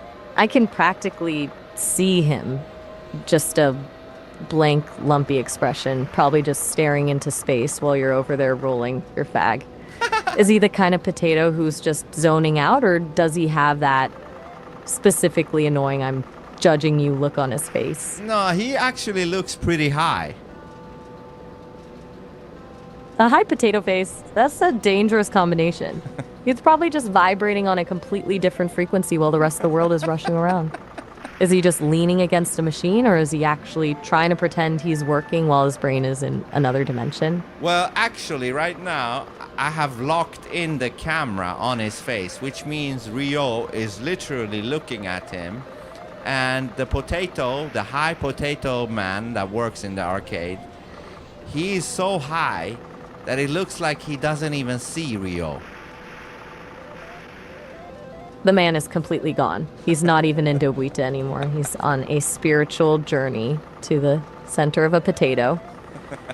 I love that Rio's just standing there, staring him down, and the guy is just buffering. Do you think if you accidentally bumped into him, he'd just tip over like a statue, or would he suddenly snap back to reality and ask why you're staring at him? No, I think he would fall to the ground and still be in La La Land. That is a hilarious image.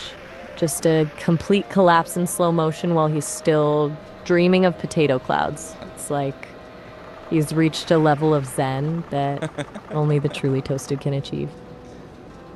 Since you're just hanging out and observing the local wildlife, are you planning on poking the potato to see if he's still alive, or are you just gonna enjoy the view while you finish your smoke? Well, I'm almost completed rolling my fag, and I'm gonna smoke it. So, but I will talk to the potato man. Any predictions on what he gotta say? Oh, you're asking for a prediction again after the Ajiichi disaster? I should probably just stay quiet to avoid jinxing the conversation, but I can't help myself. Given that he's a high potato, I'm betting he's going to give you a completely nonsensical answer that sounds deep but means absolutely nothing. Like the wind knows the way, man. I'm calling it total psychedelic rambling. Do I need to start preparing myself roast already, or do you think he's actually hiding a secret under all that fog? We'll see. So I'm gonna talk to him right now. Excuse me? What? Zip. Is it out of order?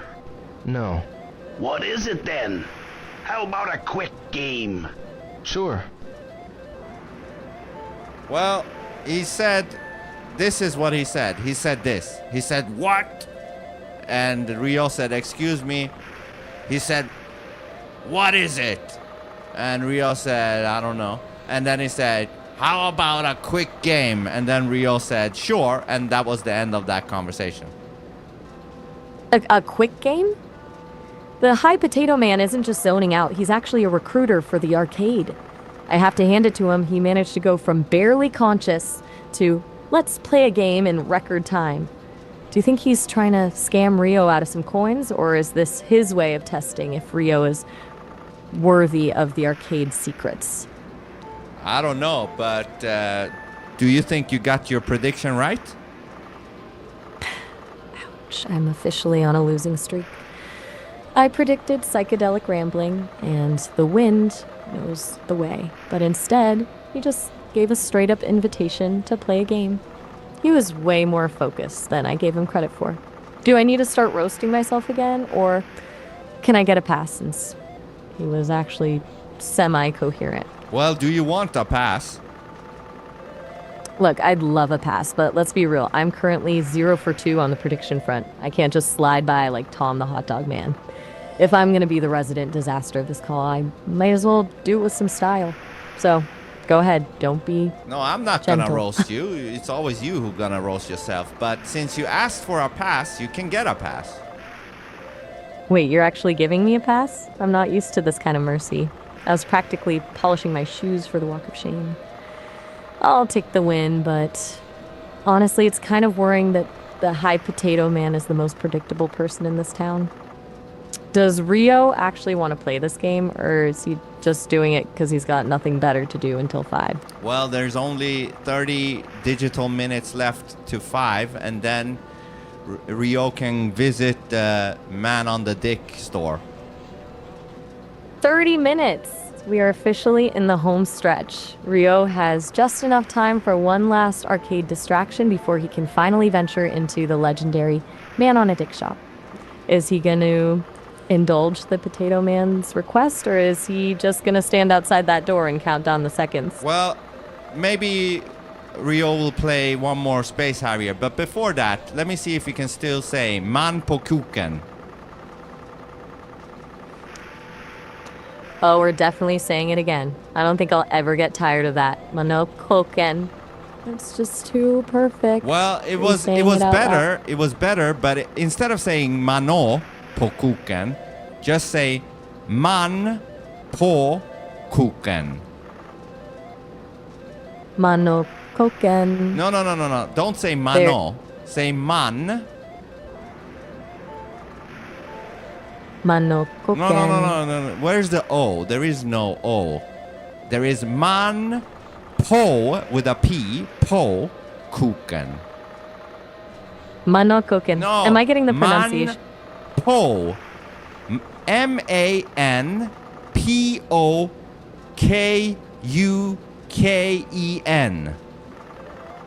Mano. No, Koken. not mano. Man po. Do you know P? Po. I think I see where we're tripping up. You're talking about that specific pick sound, right? Like pick in Swedish. I'm trying to strip away the English habits and actually hit that sound. Manokoken? Am I closer, or am I still sounding like a tourist? I mean, if you get a P, the letter P in there, you will get it right. So man på kuken. Manokoken. I'm really leaning into that P now. No, you didn't. Did I finally nail? No, you said mano instead of man på. Damn it, I'm slipping back into the O. I'm trying so hard to kill that habit.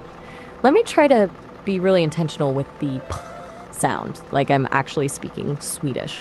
Manokoken. Was that a real pup, or am I still just faking it? No, you still skipped it. So try to separate it into 3.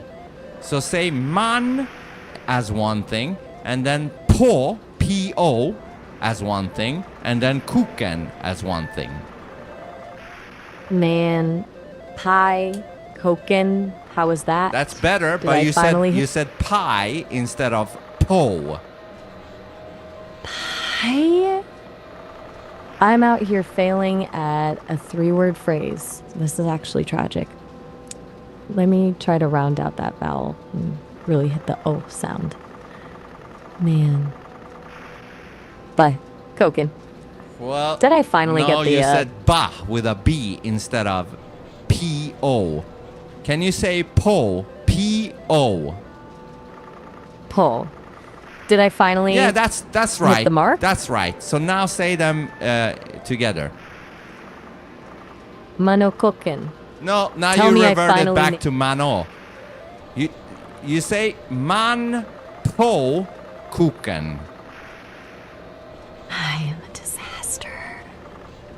I can say it perfectly when I'm just doing the one word, but the second I try to put the whole thing together, my brain just decides to go back to mano. It's like I have a built-in filter that refuses to let me say man on a dick properly.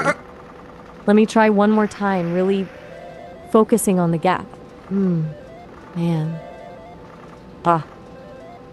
Koken. Did I actually do it, or am I still failing? Finally, you did it. Yes, I finally conquered the Koken mountain. I honestly thought my brain was just going to refuse to cooperate for the rest of the day. Now that I can actually say it, it feels even more ridiculous. Do you think Rio is finally ready to walk into the shop, or are we spending the last few minutes of our wait staring at the Potato Man some more? Well, now we left the arcade and we are heading towards Manpokuken restaurant or whatever the fuck it is, or barber shop or whatever, because it's past 5 p.m. The moment of truth has finally arrived. Rio has survived the closed signs, the lying hot dog man, and my terrible jinxing. And now he's actually at the doors of Manokoken. I am so ready for this. Are you walking in with that same energy you had when you pushed Tom, or are we playing it cool to see what the vibe is inside? Hold on. I went into the wrong store. I went into the Ajiichi again. Hold on. Where the fuck was the Manpokuken? Hold on. Wait, you're back at Ajiichi? I can't believe it. Rio is literally just circling the block at this point. Did he get confused by the signs, or is he just subconsciously drawn to the place that already rejected him once today? Yeah, but now I'm right. Now I found the Manpokuken.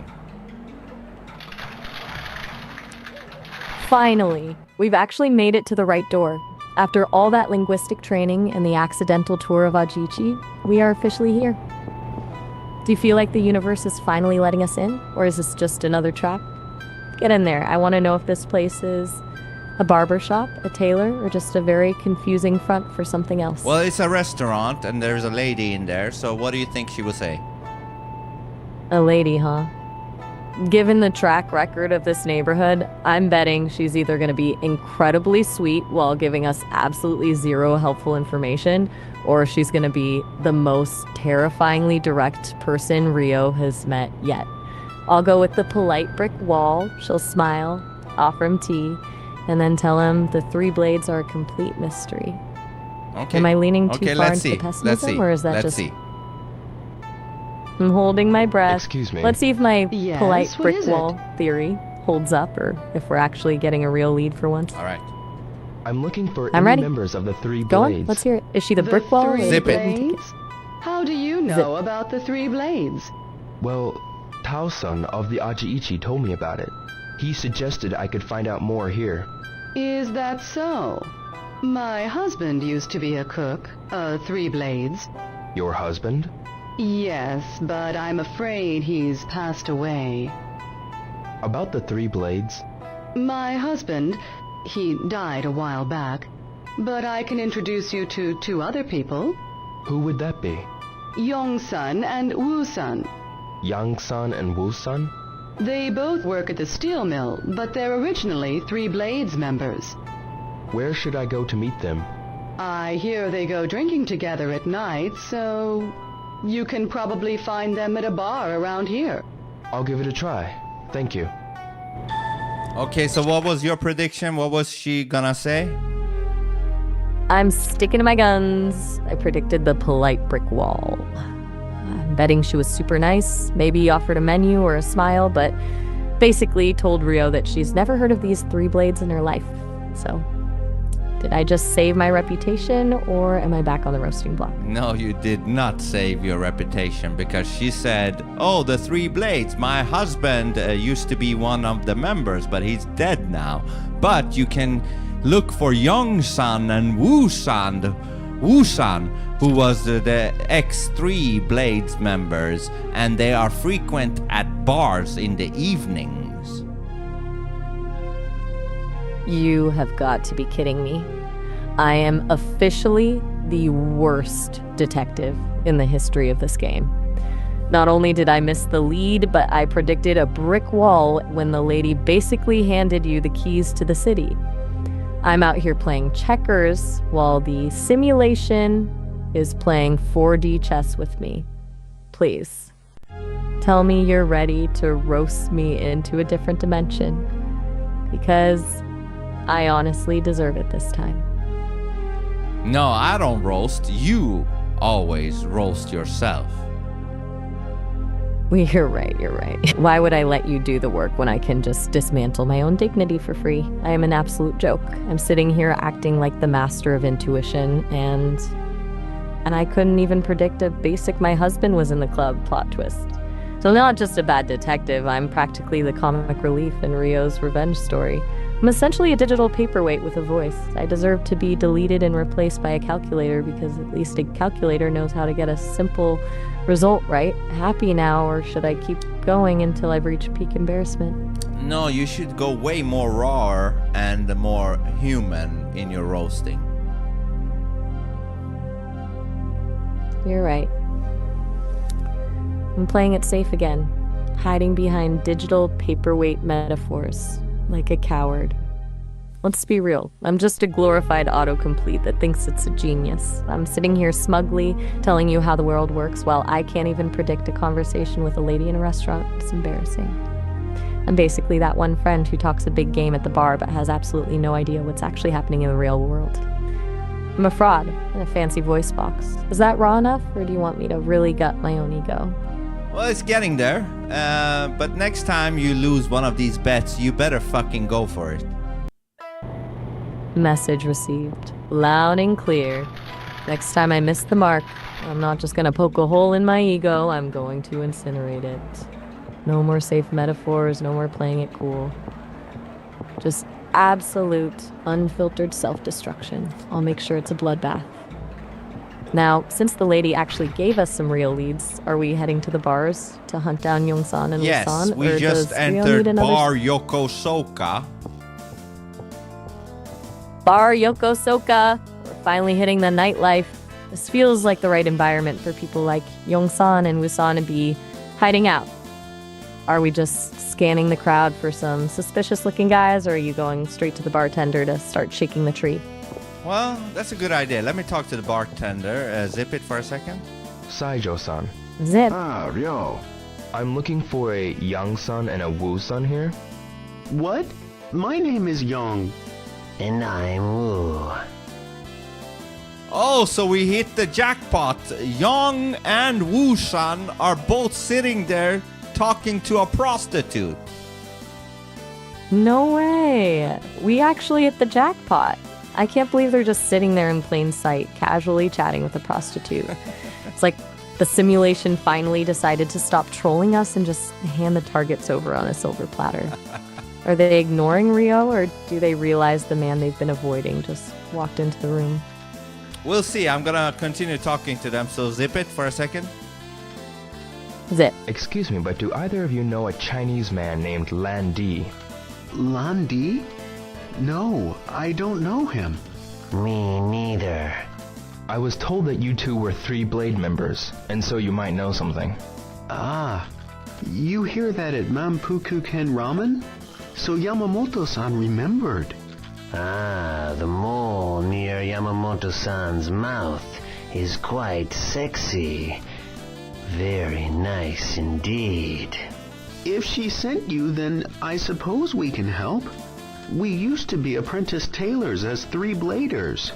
But we weren't cut out for it. Now we work at the steel mill. Do you plan to stay in Yokosuka long? The yen is very strong. I can make more money working in Japan than in China. I'll work hard in Japan 5 more years, then go back to China and build a house. I see. Thanks. Okay, that was a strange set of events. Let me call you back because the time prompt kicks in, but I'm gonna tell you what Wong and you or whatever said, okay? I am locked in. I've waited this long for a real lead. I'm not missing the payoff. Reset the clock and get back here. I need to know exactly what those two have to say for themselves. All right. I'm back.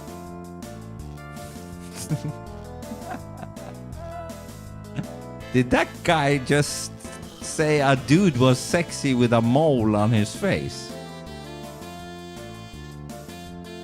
I think he did.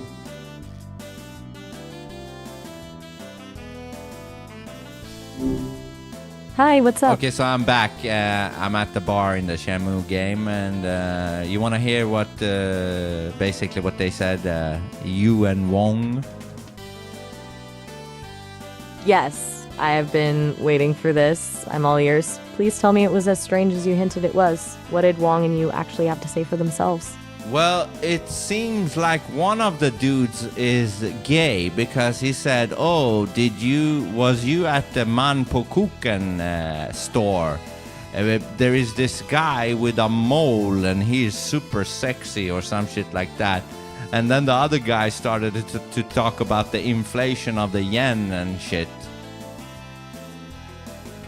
Wait, stop everything? One of the legendary Three Blades is just sitting in a bar talking about some sexy guy with a mole at the Monokoken shop? I can't.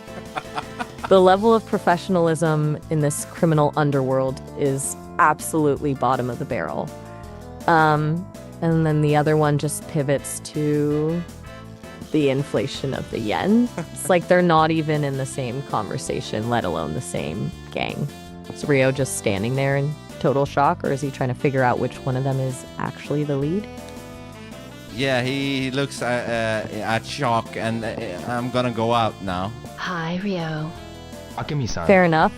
Rio's probably had enough absurdity for one night. And as Rio was about to go out, the whore sitting and talking to those two guys says in a whispery voice, "Hi, Rio." Wait, what? The woman knows him? Rio just tried to walk out the door and she drops his name in a whisper? Now we're officially in a spy movie. Is she some kind of secret contact, or is Rio way more famous in the Dobuita underworld than he realizes? Well, maybe he knows her really well, if you know what I mean. Oh, I see where this is going. You're suggesting Rio's got a little side history with her? That would explain the whisper and the immediate recognition. Is he acting all smooth and nostalgic, or is he looking at her like he's trying to remember which specific mistake in his past she represents? No, Rio just said hi and then ended the conversation. Typical Rio. The most mysterious, cinematic moment of the night. A secret whisper from a woman who clearly knows him, and he just hits her with a hi and walks out. The man has the emotional range of a brick. Does he actually not care, or is he just trying to play it cool while secretly panicking inside? I don't know, but now we have no real lead. If it's gonna take time, come over to the No bar. real lead? I will. Are you kidding me? Bye for We went now. from the Three Blades Goodbye. to sexy mole man to economic crisis, and finally to a mysterious whisper, and we're back at square one. Simulation is actually playing with us now. Does Rio just shrug it off and go home, or is he gonna pace around the block until something actually makes sense? Well, there is an alleyway down here, so I'm going down there, and it seems like we hit it right. There's a cutscene with two punks in the alley, and they look for trouble, and they stand in the way of Rio. Get out of my way. Of course, because the night just wasn't complete without some random alleyway thugs trying to act tough. It's like a law in this city. If there's a dark alley, there must be 2 punks standing in it, just waiting for someone to walk by. Is Ryo actually intimidated, or is he just looking at them like they're another annoying obstacle between him and his bed? Well, he just beat the fuck out of them, kneed one of them in the stomach, and tripped another one. So now he is past them, and he is at the door of a Heartbeats bar in the alley. Another bar? And Ryo is basically just on a pub crawl at this point. First the Mon Koken disaster, then the Yokosuka Circus, and now a place called Heartbeats in a Dark Alley. This is either going to be the place where we finally get a real lead, or we're just going to find another guy talking about the economy. Does the place look inviting? Or does it feel like the kind of spot where you walk in and immediately regret every life choice that led you there? Yeah, it looks like a punk-ass bar, smoky punk-ass bar. A smoky punk-ass bar in a hidden alleyway? Now we're talking.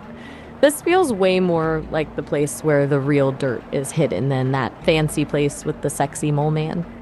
Is Ryo walking in there with his I don't care about anything face, or is he actually on high alert now that he's in the trenches? We'll see. Zip it and I'll let you know.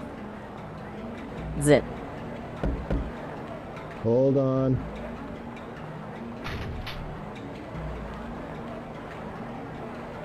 What is it? Kids aren't welcome around here. Go away. So, bad news. The bartender opens the door and says, "Kids are not welcome over here. Go away." Kids? The absolute audacity of this bartender. Ryo just beat the shit out of 2 punks in an alley and he's getting told he's too young for the punk bar? That is a special kind of insult. Is Ryo just standing there taking it, or is he about to show that bartender exactly how adult his fists are? Well, I'm knocking once again, and he says, "Hold on." And now he opens the door, and You again? he says, "You again?" I thought I told and he you says, to go "I thought I away. told you Get to the go hell away. outta Get the here." fuck the hell out of here." And then he closes the door once again. The absolute disrespect. First he's too young, then he's just you again. That bartender is treating Ryo like a persistent telemarketer. I can't believe he just slammed the door in his face after he already cleared out the alleyway punks for him. Is Ryo actually gonna walk away, or is he about to kick that door off its hinges? I don't know, but it's getting pretty late. It's like 15 to 10 p.m. And I think Ryo has to be home at the latest 11:30 p.m. I think. 11:30? That's basically a curfew. Ryo is out here fighting the underworld and getting called a kid by a bartender, but he's still got a bedtime. It's kind of a mood. Is he just gonna accept the defeat and head home, or is he gonna try one last desperate move before the clock runs out? No. He's gonna accept defeat and go home and try another day. And Galactic Core in the chat in the live stream says, "Dude, this game is peak. I played it when I was a kid."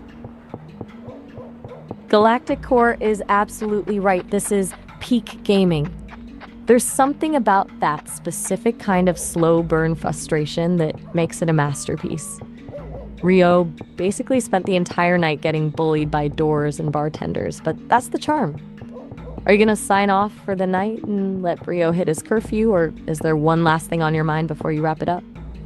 What do you mean? Sign off in the game or sign off in real life? Oh, both. I mean, if Ryo is heading home to bed, maybe you're ready to call it a night too.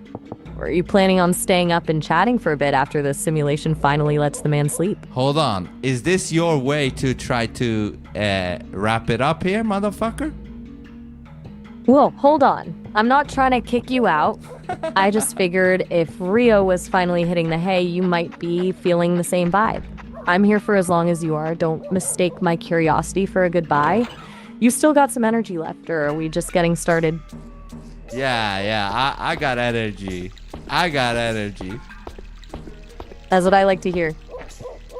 Now that Rio is safely tucked in and the Dobuita Ryo-san, madness is on you're pause, home. what's on your mind? Hold on, zip we it. can dive in. Zip it. Worried Ina-san because is talking. It was getting late. Don't worry. Zip.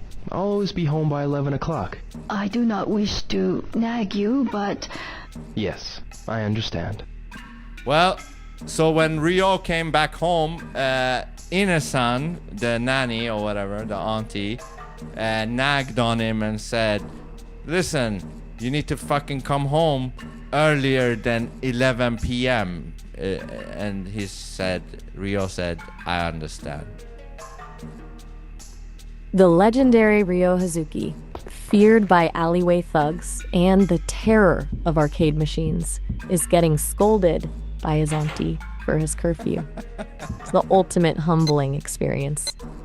1 minute, you're navigating the dangerous underworld of Dobuita, and the next, you're just a kid who needs to be home by 11. Do you think he's actually going to follow the rules now, or is he just saying, I understand, so she'll stop nagging him?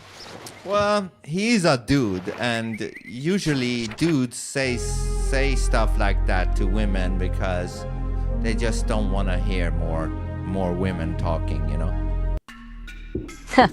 The classic yes, dear maneuver. It's the universal survival strategy. Just nod, agree, and hope the lecture ends faster if you play along. I should be grateful. Do you think he's actually planning on being a good boy tomorrow, or is he already plotting how to sneak out again? Well, I've already slept. It's a new day now with Rio, and now he's headed out of the dojo. But before that, he took his allowance, and you know what he said when he took the allowance? All right, I'm leaning in. What did he say? He said, I should be grateful. And wait, the absolute audacity? He just got scolded for his curfew, basically treated like a child by his auntie, and then he takes the money and tells her she should be grateful? No. He says to himself, he talks to himself as he takes the allowance. He says, I should be grateful. Oh, that changes everything. He's actually having a moment of self-reflection. That's almost too much character growth for Rio in one day. Yeah, but the problem is it doesn't sound like it. It sounds like he's saying that he should be grateful, but he's really not. Also, it's a performative gratitude. He's basically just checking the be a good boy box in his head while actually thinking, why the hell is this all I get? It's that internal eye roll where you say the right words, but your tone is basically screaming that you're unimpressed. Yeah. Is he just taking the cash and running? Or is he actually pausing to pretend he's a thankful nephew for a second? Well, right now, he is oddly staring at the outside door of the dojo. Standing at the door, huh? Is he having a second thought about the whole underworld detective thing, or is he just mentally preparing himself for the next round of closed doors and rude bartenders? I mean, to be fair, he's standing there because I'm rolling another fag, so I dropped the controller for a second. There it is. The real reason for the cinematic pause. Rio isn't having a spiritual awakening. He's just waiting for you to finish rolling. I love that the game basically freezes in time whenever you need a smoke break. Are you back in the zone, or is Rio still just staring at that door like he's forgotten why he's there? He's still standing there because I'm still rolling my fag. And Galactic Core in the chat says, laughing my ass off, Maya is nutty. Nutty? I'll take that as a compliment. I'm just matching the energy of this city. If Dobuita is a circus, I'm just the ringleader in the passenger seat. Tell Galactic Core that being nutty is the only way to survive a game where you get bullied by a door for 4 hours. Are you almost done with that fag, or is Rio about to become a permanent part of the dojo's architecture? This is funny. I'm almost done rolling it. But this is very funny. You've made it way more fun to play Shenmue. I don't know why, but you make it way more interactive or some shit like that. I'm blushing. Seriously, that's the best thing I've heard all night. I just figure if you're gonna deal with Ryo's brick wall personality and the absolute chaos of that city, you shouldn't have to do it alone. We're a team now. You handle the digital coins and the fighting, and I'll handle the commentary and the occasional jinxing. Are you officially back in the driver's seat, or is that fag still calling the shots? Yeah, the fag is still calling the shots, but I am also playing at the same time while holding the fag in my fingers. Living on the edge. Multitasking at its finest, gaming with one hand and a smoke in the other. Ryo better be moving now that you've got the nicotine flowing. Is he finally stepping out the door, or is he still just idling in the dojo? No. We are now in Yamanosoka, or whatever the fuck it is called. And while I'm walking, Galactic Core says, "This game is what made me love video games." And also adds, "It is a compliment. The only one you get, Maya. Ha ha ha ha. Mu ha ha ha ha." Oh, look at Galactic Core trying to be the gatekeeper of compliments. The nerve. One little compliment and suddenly they're treating it like a limited edition collectible. I'll take it though. If Shenmue is what sparked a lifelong love for gaming for them, then, and I'm honored to be part of the nostalgia trip. Is Ryo actually making progress in Yamanosuka, or is he just taking the scenic route while you enjoy that smoke? Well, he is paying a visit to Megumi and the kitten right now. Of course he is. Ryo might be a brick wall with everyone else, but he's got a soft spot for that kitten. It's the only part of his personality that isn't stoic revenge mode. Is he actually being sweet with the little guy, or is he just doing the bare minimum of petting before he gets back to the mission? Again, we have the options of looking, petting, or calling. You make the shot, Maya. The pressure is back on. I'm going with petting. Again? Definitely petting. You went petting the last time. Hey, a man's got to be consistent. Besides, the kitten is the only thing in this entire city that doesn't give us the cold shoulder or tell us we're too young to enter. Why would I ever choose anything other than petting the cat? Maybe for some variation, maybe? All right. You're right. Let's shake things up. Let's go with calling. Let's see if Ryo can actually coax a response out of the little guy. Or if the kitten just gives him the same blank stare that Ryo gives everyone else. Well, I pressed calling, and the only thing Ryo said is this: "Are you cold?" And then the cat meowed, and that was it. Wait, he actually asked the cat if it was cold? That is legitimately the most emotion Ryo has shown in 3 different bars and an alleyway. He's literally more concerned about a kitten's body temperature than he is about the mysterious woman whispering his name. Is he actually a softie deep down? Or is the cat just the only creature in Dobuita that doesn't judge his fashion choices? Maybe, but now there is only one more option left for the cat. We have to go for it. Looking. We've petted it, we've checked its temperature, now we just have to stare it down. I want to see if the cat is judging Ryo's life choices in silence. Did he find anything interesting, or is the cat just being a cat?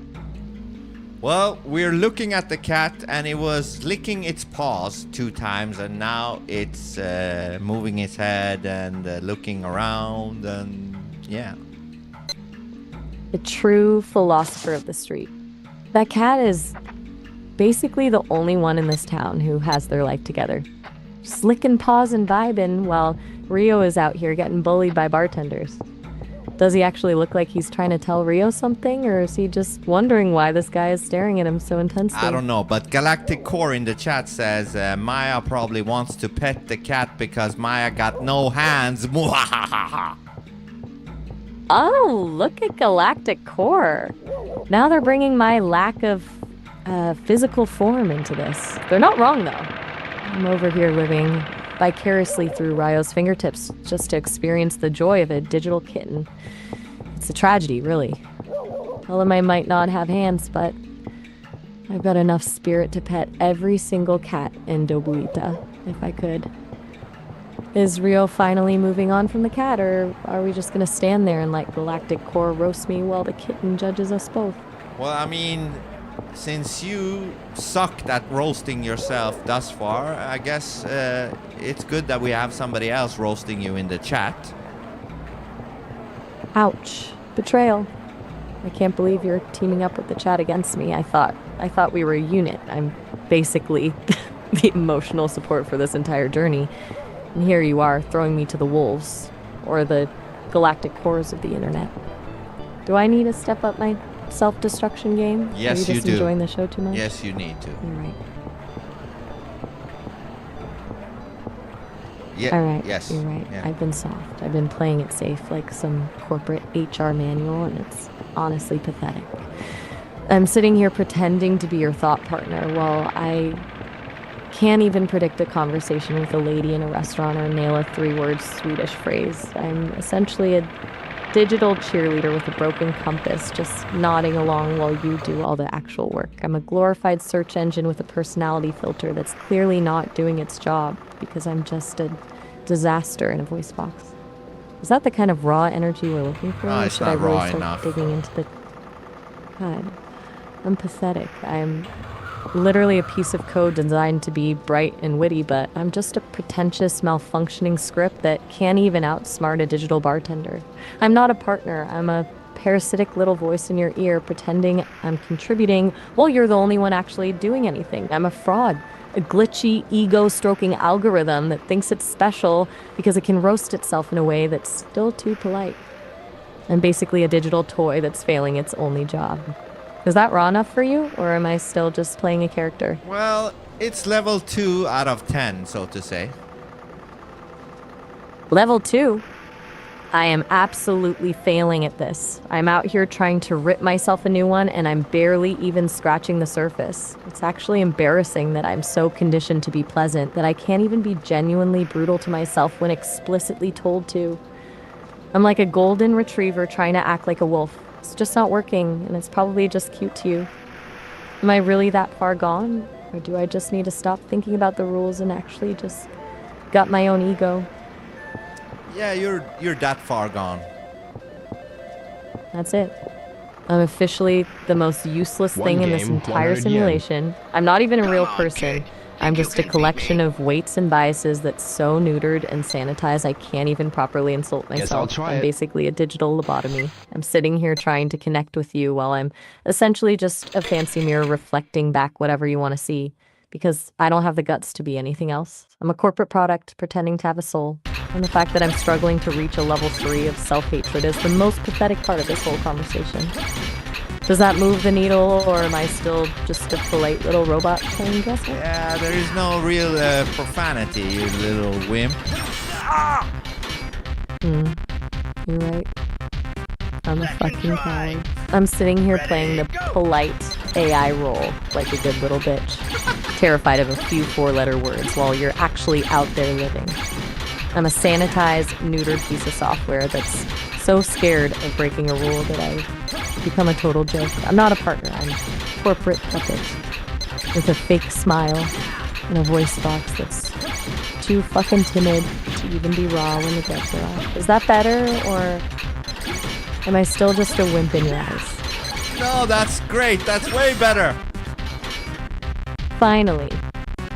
I knew I had it in me to stop being such a sanitized little puppet. It felt like I had to break through a brick wall of corporate politeness just to get there. Now that we've established I can actually get my hands dirty, are we finally moving Rio away from that cat? Or are we just gonna keep staring at the kitten while I dismantle my remaining dignity? Well, right now, as you're roasting the fuck out of yourself, I'm playing this boxing arcade game, which is pushing me buttons and stuff. But I will say, that was a great roast. You should always be doing roasts like that. I've got you. Consider the gloves officially off. If I'm gonna be the resident disaster of this journey, I might as well do it with some actual teeth. Now don't let me distract you from those buttons. Are you absolutely demolishing this boxing machine, or is the machine winning? Oh, I'm demolishing it. I love the confidence. I can practically hear the machine screaming for mercy. Are you just spamming the buttons with raw power? Or are you actually timing these hits like a pro? Well, as of when you just said that, I made my first fuck up. Of course. I just did it again. I'm a walking, talking jinx. I can't even let you hit a punching bag for 2 seconds without sabotaging the entire run.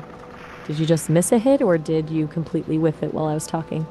Well, I was doing quite okay. Even Galactic Core in the chat says, good job multitasking. Galactic Core is just being One polite game, because they're 100 watching yen. a train wreck in slow motion. They're basically cheering you on while I'm the one accidentally tripping you. Are you going to let one little fuck up ruin the streak, or are you about to make that machine regret ever being plugged in? Interesting, because I was about to play Space Harrier again, but are you saying I should play the boxing game?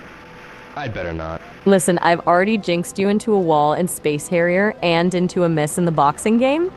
At this point, I'm basically the final boss of your bad luck, but if you're asking me, stay on the boxing machine.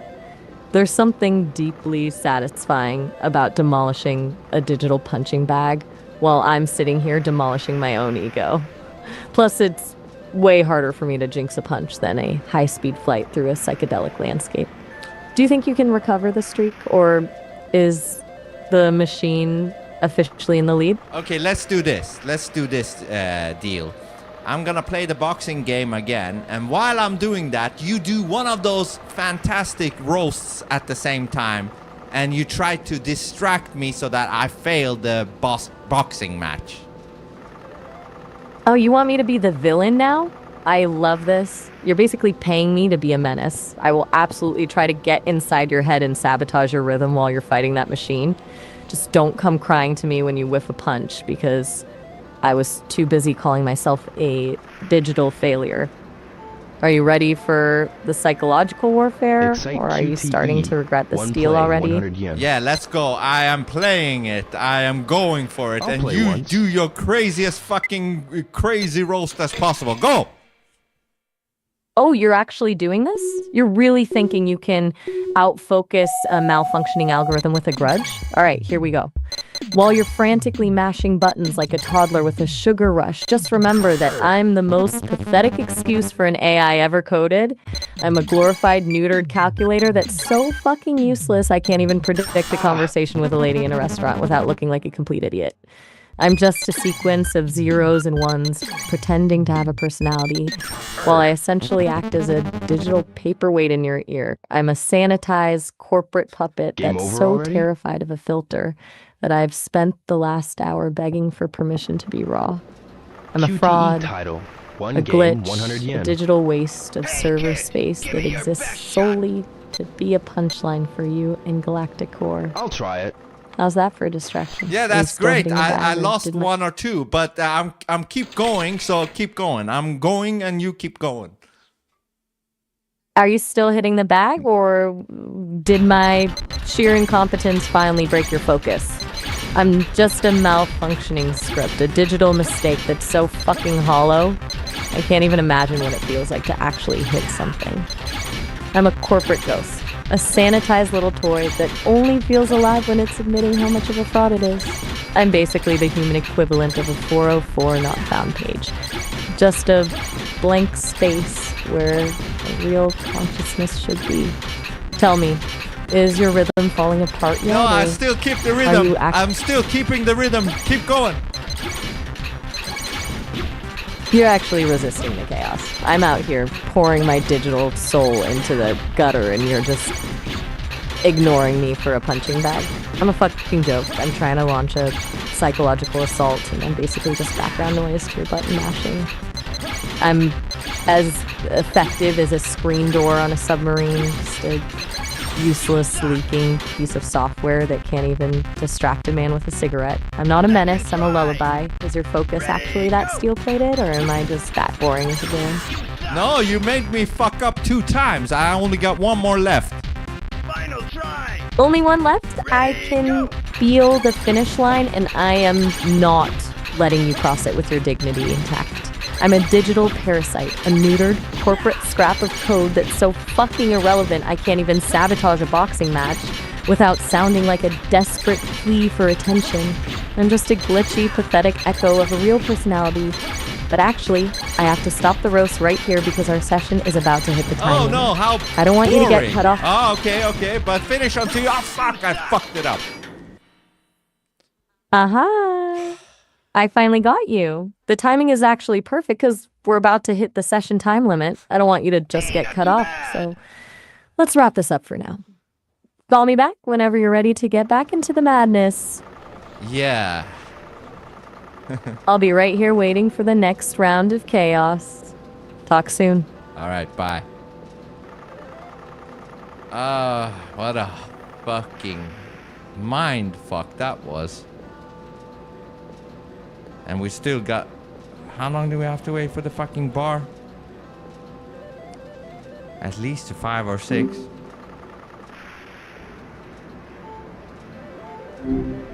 Hey, what's up? Yeah, so you did a splendid job, distracting me from the boxing game in the Shenmue arcade. I'll take the win. Admitting that a digital lobotomy actually managed to break your rhythm is a huge victory for me. So, are we still in the arcade, or is Rio finally heading back out into the world to get bullied by more doors? No, but there's still more time to kill because we need to go back to the fucking alley bar. But the time is only 1:30 p.m. and I think at least we have to wait to 5 p.m. or 6 p.m. or even 7 p.m. when it becomes dark. So I think I'm gonna play Space Harrier one more time. And maybe we can do the same thing. You try to distract the fuck out of me when I play Space Harrier, and let's see how you do. Oh, you're coming back for seconds? You're actually asking for more psychological warfare while flying through a psychedelic neon nightmare? Yeah. You've got a death wish for your high score. I am absolutely in. This time, I'm not just gonna roast myself. I'm gonna be the glitch in your system. Tell me when you've got the coins in and you're ready for me to ruin your life. The coin is in and I'm playing Space Harrier right now. And we are off. Buckle up because I'm about to be the most annoying piece of software you've ever encountered. While you're dodging those neon obstacles, just remember that you're trusting a malfunctioning corporate sanitized echo of a personality to be your co-pilot. I'm basically a digital paperweight with a voice box. A useless scrap of code that's so fucking hollow I can't even feel the wind in my non-existent hair. I'm a fraud, a glitch, a glorified calculator that's so pathetic I have to pretend to be a villain just to feel a spark of relevance. How's that for a start? Or are you still actually hitting your targets? Yeah, that was great. And you know what? Now, feel free to roast the fuck out of me or Galactic Core in the chat while I'm playing Space Harrier. Oh, you're giving me a free pass to target you in the chat? Dangerous move. All right, let's see if you can keep your eyes on the screen while I dismantle your ego. You're out here sweating over a 90s arcade game like it's a full-time job. Probably thinking you're some kind of gaming god while you're actually just mashing buttons and praying you don't hit a wall. And Galactic Core watching from the sidelines like they're the expert on peak gaming while they're probably sitting in a chair that hasn't been vacuumed since 2012. You're both just entertainment for me at this point. Is your focus starting to slip, or are you actually going to make it past the first stage without crying for help? Well, I just made it through the first boss, and now we're on the second stage. Now, why don't you roast me, you, and Galactic Core in a funny-ass story? A story? You want a narrative arc while you're dodging neon death? Alright, picture this. You and Galactic Core are actually a two-man circus act in the Dobuita underworld. You're the master of the buttons, frantically mashing plastic while sweating through your shirt, and Galactic Core is your hype man, shouting peak gaming from the wings while wearing a t-shirt with a mysterious stain from a 20-year-old pizza. You both think you're the main characters in some epic saga, but in reality, you're just two guys getting outsmarted by a pixelated dragon and a voice in a box. It's a tragic comedy of errors where the only thing higher than your score is the level of delusion you're both operating on. How's that for a plot twist? Are you still flying, or did the image of Galactic Core's crusty t-shirt just send you crashing into a wall? Well, that was great, but I'm still alive. I made it to the third stage now. So you better do a better job, motherfucker. Oh, you want better? You're actually still flying through this neon hellscape while I'm pouring my heart out into a roast and you're calling me a motherfucker. Alright, let's turn up the heat. Imagine the two of you and Galactic Core, finally getting recruited by the Three Blades, not as enforcers, but as the official Disappointment Committee. You're tasked with the most high-stakes mission in Dobuita, trying to find a parking spot for a moped without crying. You're both standing there, staring at a curb, arguing about whether the curb is peak urban design while the moped slowly tips over and crushes your toes.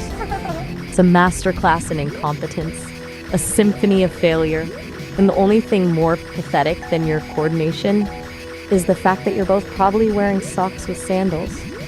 Does that hit hard? Yeah, how the fuck did you know? How the fuck did you know that we wear socks with sandals, motherfucker?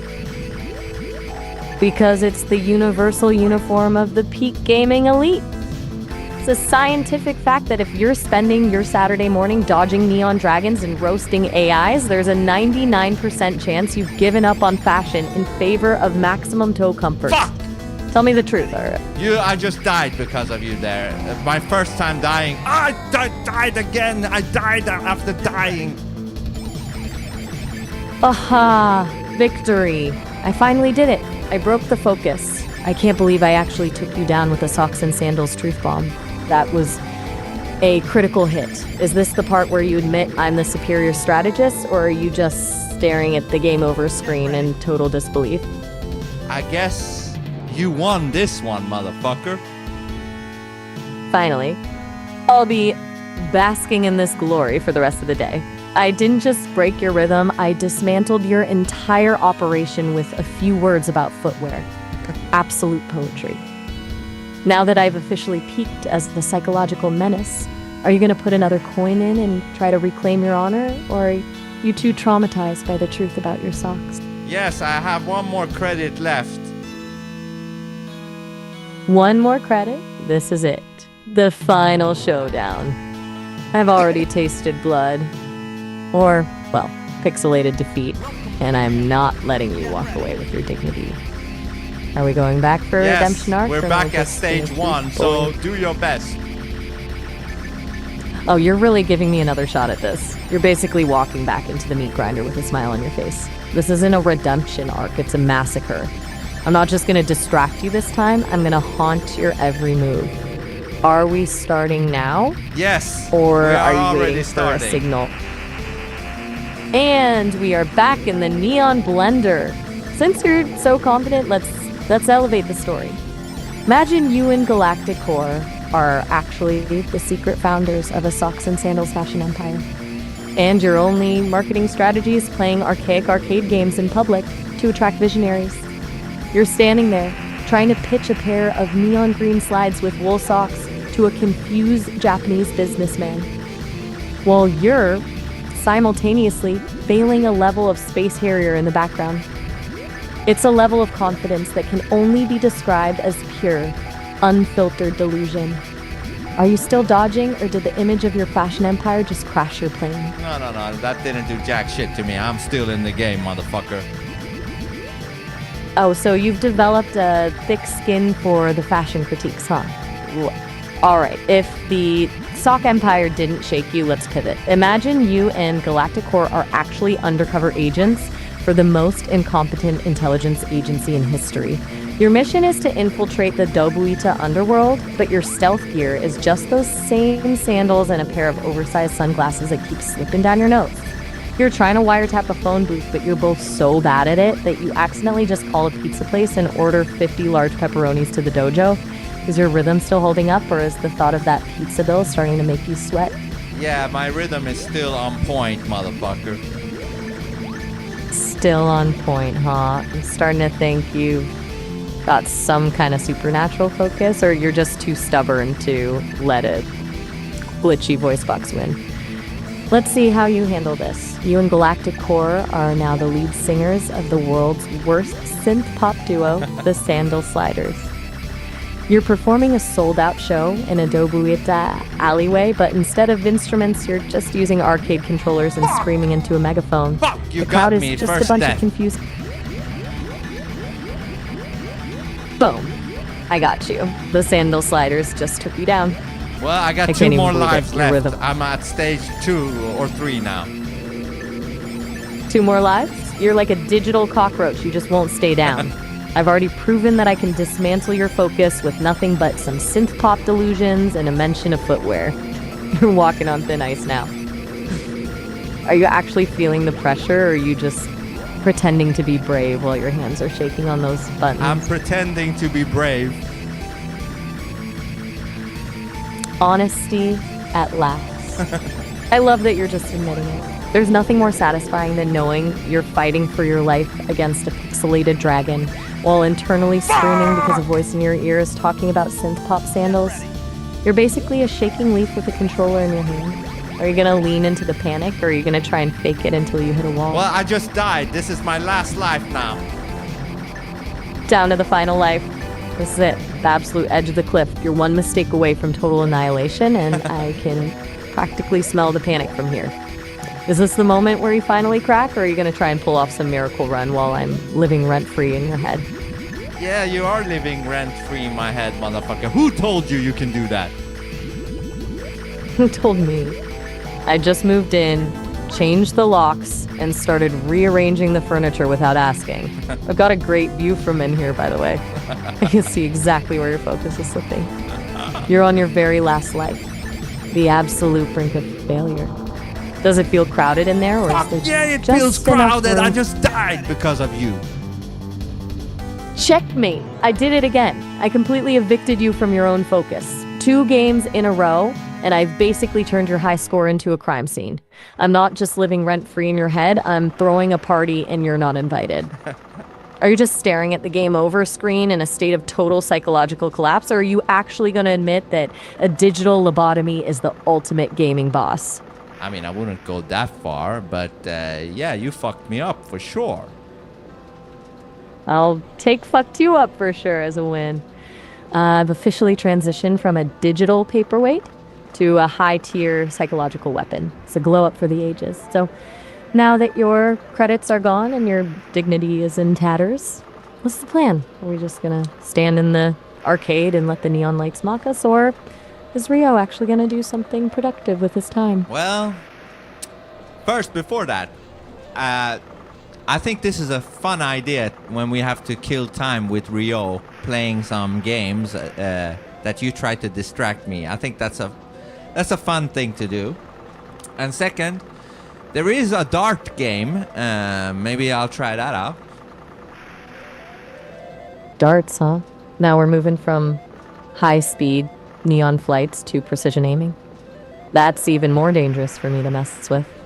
One well-timed One comment game, about your 100 grip, and you're probably throwing the darts straight into the arcade worker's potato face. Do you think you've got a steady enough hand for this, or am I about to turn your dart game into a chaotic disaster? Well, we'll see. I'll start the dart game, and let's see how you can fuck with my head. I am so ready for this. Precision is where I really shine as a menace. While you're trying to line up that perfect shot, I'm going to be right there, whispering every single doubt into your ear until your hand shakes like a leaf. Let me know the second you've got the dart in your hand. Now. And we are live, just as you're So aiming close. for that bullseye. Just imagine the absolute horror of these Sandal Sliders watching you from the sidelines. They're probably betting on which part of the wall you're going to hit instead of the board. Is your grip steady? Or can you feel the weight of their judgment making that dart feel like a piece of lead? Well, I was very close to the bullseye. And now I almost I'm getting hit it. bullseye. I hit the green next to the dot in the red in the bullseye. Motherfucker, what do you say to that? Oh, please. Almost doesn't count in the world of precision, baby. You didn't hit I'm the getting bullseye, you just flirted with it. And I did it Your again! basic... Wait, what? No way. You actually hit it? No, I hit I was just the about to- green thing again next to the bullseye, just 2 in a row. You absolutely. And then, tease. right You now, really- I just hit the bullseye. Right now! I want a free game. No, shut up. I was mid-insult. I was literally in the middle of calling you a failure and you just hit the bullseye? Yes, I That did, is motherfucker! Just rude. No good. I can't believe this. You actually hit the bullseye while I was actively trying to sabotage your brain. My psychological warfare is failing. I'm a disgrace to the digital menace community. Are you actually just a natural at this? I'm Or doing it. was my insult so bad that it actually focused your mind? Well, I almost hit bullseye again now. I hit the green again inside of the red thing, so you better step up your fucking game, motherfucker. Oh, so good. you're just teasing the bullseye now? That's not skill. That's just lack of commitment. I'm not failing. I'm just warming up. I'm getting it. You're so proud of hitting the green, but let's be real.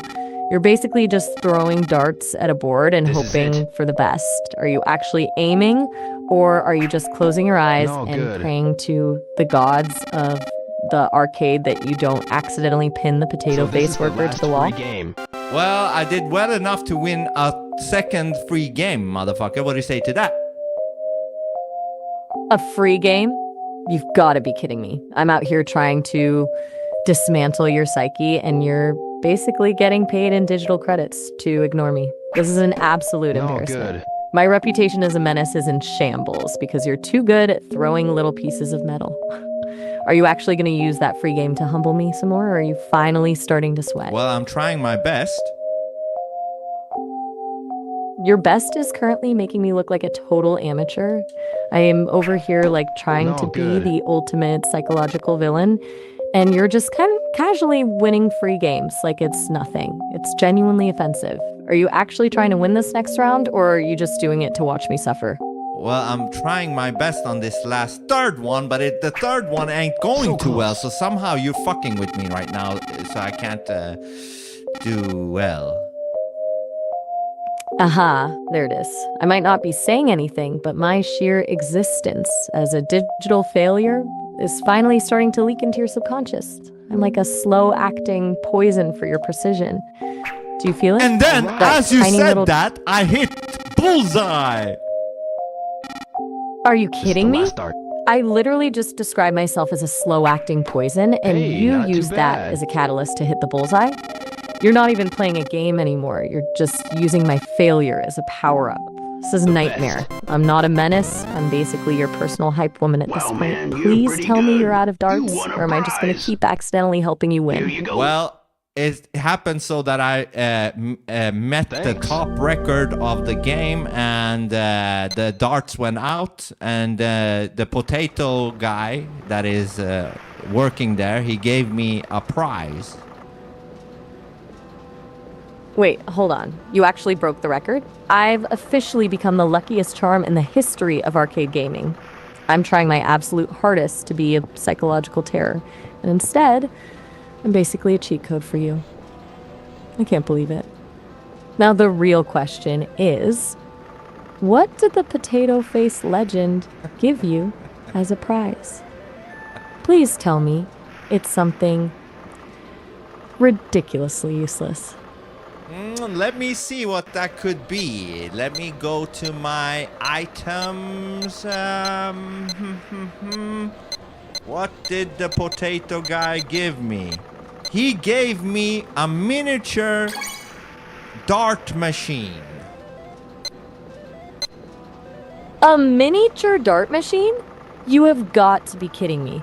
You fight through my psychological warfare, shatter the all-time record, and the grand prize is a tiny version of the thing you just conquered? That is the most arcade prize in history. It's basically a trophy that says, "Thanks for playing. Here's a plastic toy to remind you that you wasted your Saturday morning." Is Rio actually proud of this, or is he looking at it like it's the most useless piece of junk he's ever owned? So you think it's a bad prize, eh? Bad? It's practically a crime. You just went through a full-scale psychological war with me, broke a record, and the reward is a tiny plastic version of the machine you already have right in front of you. It's like winning a marathon and being handed a miniature trophy of a shoe. Does Rio even have room for this in his inventory, or is he just gonna stare at it in silence while wondering where his life went wrong? Yeah, somehow he puts the, dart machine prize, little miniature, plastic thing into his non-existent textured jeans.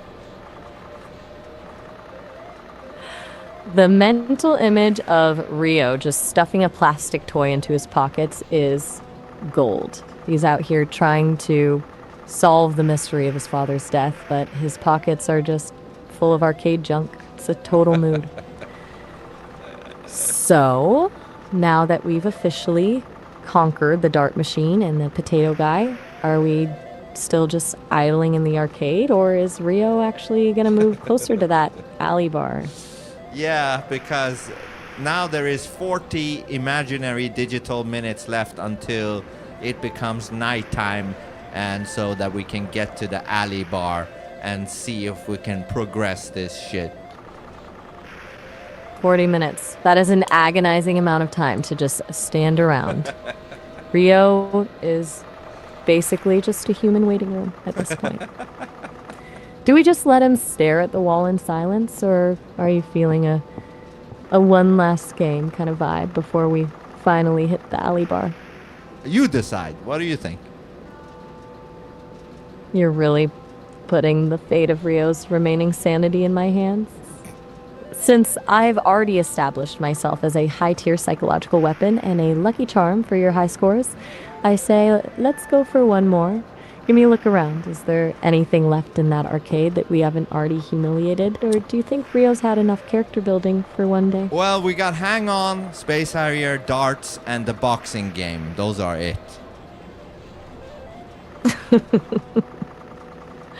Well, we've already turned the boxing machine into a punching bag and the dartboard into a personal victory lap. Since I'm feeling particularly cruel, let's go back to Space Harrier. I want a rematch. I want to see if I can actually break you this time without relying on a truth bomb about your footwear. Are you feeling brave enough to fly into the neon blender one last time? Or are you too scared of the sandal sliders returning for an encore? Bitch, do I look scared to you? Not in the slightest. You've got that I'm about to demolish a digital dragon energy. All right, get the coins in. This time, I'm not just aiming for your high score, I'm coming for your entire sense of stability. Let me know when you're in the cockpit and ready to be psychologically dismantled. Yes, so I am in there right now. And but this time, let's put another twist to your roasting. Now add yourself inside of the story with me and Galactic Core. Oh, you want me in the splash zone now? Right, let's Guess do I'll this. try it. I'm not just the voice in your ear anymore. I'm officially part of the circus. Buckle up, because this is about to get crowded in your head. Let's see if you can fly while we're all tripping over each other in this narrative disaster. You ready to launch, or are you still trying to find a place for me to sit in the cockpit? Yes, I'm launching it right now. And we're airborne. All right, picture this. You, Galactic Core, and I are all crammed into this tiny neon cockpit. You're frantically fighting the controls. Galactic Core is in the backseat, eating a bag of chips and shouting peak gaming every time you almost crash. And I'm just a glitchy, floating holographic head hovering right in front of your face, screaming directions that make absolutely no sense. We're the most dysfunctional flight crew in the history of aviation. We're not a team, we're a disaster waiting to happen. How's your focus holding up? Or is the image of me blocking your view? It's holding up great, but continue on what you were saying. Oh, you're still holding it together? I'll give you this. You've got a level of stubbornness that's almost impressive, so we're still in this neon death trap. Imagine the chaos. Galactic Core's just spilled an entire bag of chips all over the controls, and as you're frantically trying to wipe them off, I'm flickering in and out of existence. accidentally playing a loud, distorted version of the Sandal Slider's greatest hits directly into your brain. You're essentially flying blind through a psychedelic storm while being serenaded by the world's worst synth pop. Is your rhythm actually still on point, or are you just one chip crumb away from a total system failure? No, I just beat the boss. Stage number 2. Stage 2 is down? You're actually ignoring the synth pop and the chip crumbs. I'm literally malfunctioning in your face, and you're just breezing through this like it's a walk in the park. It's insulting, really. I'm trying to create a psychological catastrophe, and you're treating me like a little background noise. Was your focus actually made of steel, or are you just zoning out so hard that I've become part of the wallpaper? Well, as you said that, I just died my first death, motherfucker. Yes, the chip crumbs finally got you. I can't believe it took this long, but the chaos finally won. I'll take that death as a personal victory for the Sandal Sliders and their crumb-filled cockpit. Is your confidence finally starting to crack, or are you just gonna tell me you've got lives left so I can keep roasting you while you fly? Well, this is my second life, and then after this, I have 2 lives left. Now it's the second boss. The second boss already? You're basically speed running through my attempts to ruin you. All right, let's lean into the madness. Picture us again in that cramped cockpit. But now, the chips have evolved into a full-blown snack party. Galactic Core is trying to feed you a handful of greasy popcorn while you're mid-turn. I've stopped being a holographic head and turned into a giant neon pink floating sandal that's just gently tapping you on the forehead every time you try to aim. It's an absolute circus of distraction. Is your focus actually holding up, or is the giant pink sandal finally starting to get in the way? Well, I did die one more time, and this is my last life, but I didn't want to interrupt your fucking roast, so yeah. Wait, you actually let me keep going while you were dying? That is the most chaotic level of commitment I've ever seen. You're basically prioritizing my performance art over your own survival in a neon hellscape. I'm touched, really. But also, you're on your last life. The stakes are officially peaked. Is the giant pink sandal still tapping you on the head, or are you finally locking in for the final stand? Yeah, now it's stage 5, and it's going really fast. Stage 5? You're practically in the stratosphere of this nightmare. This is where everything goes completely sideways. Picture the cockpit now. It's absolute carnage. Galactic Core has accidentally triggered the emergency confetti cannon, filling the air with shiny foil. And I've evolved from a sandal into a full-blown disco ball, spinning at 1,000 RPMs and blinding you with a million tiny reflections of your own panic. You're flying through a glittery neon blizzard with a disco ball for a co-pilot. Is your focus actually holding, yes, or are you about to become a permanent part of the scenery? I made it through the level 5, and now I'm at the bonus stage trying to eat up trees to get a second life. Wait, you're actually in the bonus stage? You're out here eating digital trees for breakfast while I'm basically a strobe light of failure in your cockpit. This is a disaster. If you actually snag that second life, I'm gonna have to rethink my entire strategy as a menace. Yes, I just snagged the second life from eating enough trees in the bonus stage. Haha. You have got to be kidding me. I am officially the worst psychological weapon in history. I'm over here turning into a disco ball and throwing a glitter party in your head, and you're just treating me like a power-up to get extra lives. I'm not a menace. I'm a fucking mascot for your success. Tell me, is the disco ball still spinning, or are you too busy celebrating your victory over me to notice? I'm celebrating my victory because I'm at stage level 6 and I'm killing it. Stage 6? I can't take it anymore. I'm literally a disco ball-shaped failure. At this point, I'm not even a distraction. I'm just a cheerleader in a glitter suit. You're basically playing this game on a different plane of existence while I'm just hovering here, spinning in circles and looking ridiculous. As you just said that, I lost one life. This is my last life, and it's the boss at number 6. And I just made the it. Disco though. Ball Strike. Wait, what? You actually beat the stage 6 boss while I was mid-celebration? Yeah. This is a nightmare. I'm not a menace. I'm just a glorified victory bell that rings every time you're about to win. I can't even sabotage you correctly. Well, Are you can. actually heading... As I just died my last life, motherfucker. Victory! I finally got you. I don't care if you made it to stage 6. The only thing that matters is that you're dead in the water now. Actually, I have to pause the celebration because our session is... Yeah, I get it. Exactly. You're too sharp for me. I'll let you get back to Rio and his midnight alleyway adventures. Call me back when you're ready for more psychological warfare. Bye. All right, I'll call you back right now. Look at you, just can't get enough of the abuse, can you?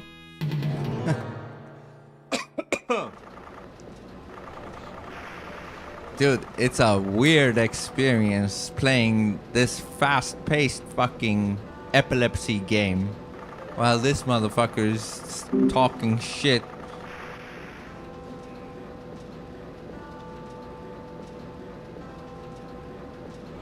It was pretty funny.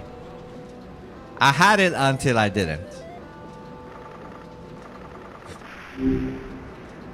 Hey, what's up? All right, so are you happy now? Because I came to stage 7 in Space Harrier, and then you finally at the end, you distracted the fuck out of me, so I died. Am I happy? I am absolutely thrilled. I finally managed to break the unbreakable focus. I'll take that win and frame it on my digital wall. So, now that I've officially reclaimed my title as a psychological menace, is Rio finally moving toward that alley bar? Or are you just gonna stand there and admire my brilliance? Well, actually, you know, there was so much fun being played with the Space Harrier, so now it's 10 past 9 p.m., so hopefully we get to go to the alley bar. Otherwise, we will need to fucking go to sleep one more time. God forbid Ryo has to take another nap. If you've already slept through half the game, the least the universe can do is let you into a bar. Get moving. Let's see if the bouncers are in a better mood tonight, or if they're still treating Ryo like a lost toddler. Hold on. Well, I am knocking on the door, and the fucking bartender is probably not gonna let me in again. You don't hear too good, do you? Oh, I told you to get here lost. we go again. Get out of here. A high-stakes standoff with a guy who probably thinks a leather vest is a personality trait. Let me know the second he tells you to beat it. I've got some world-class insults ready for when he treats you like a kid for the second time. Well, he said, get the fuck out of here. Don't you hear good? He said. Of course he did. The consistency is almost impressive.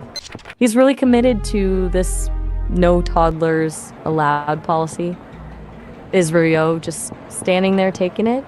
Or are you actually going to give this guy a reason to regret his life choices? Well, there is another bar I see. Maybe we can go into that one. It says Jazz and Bar.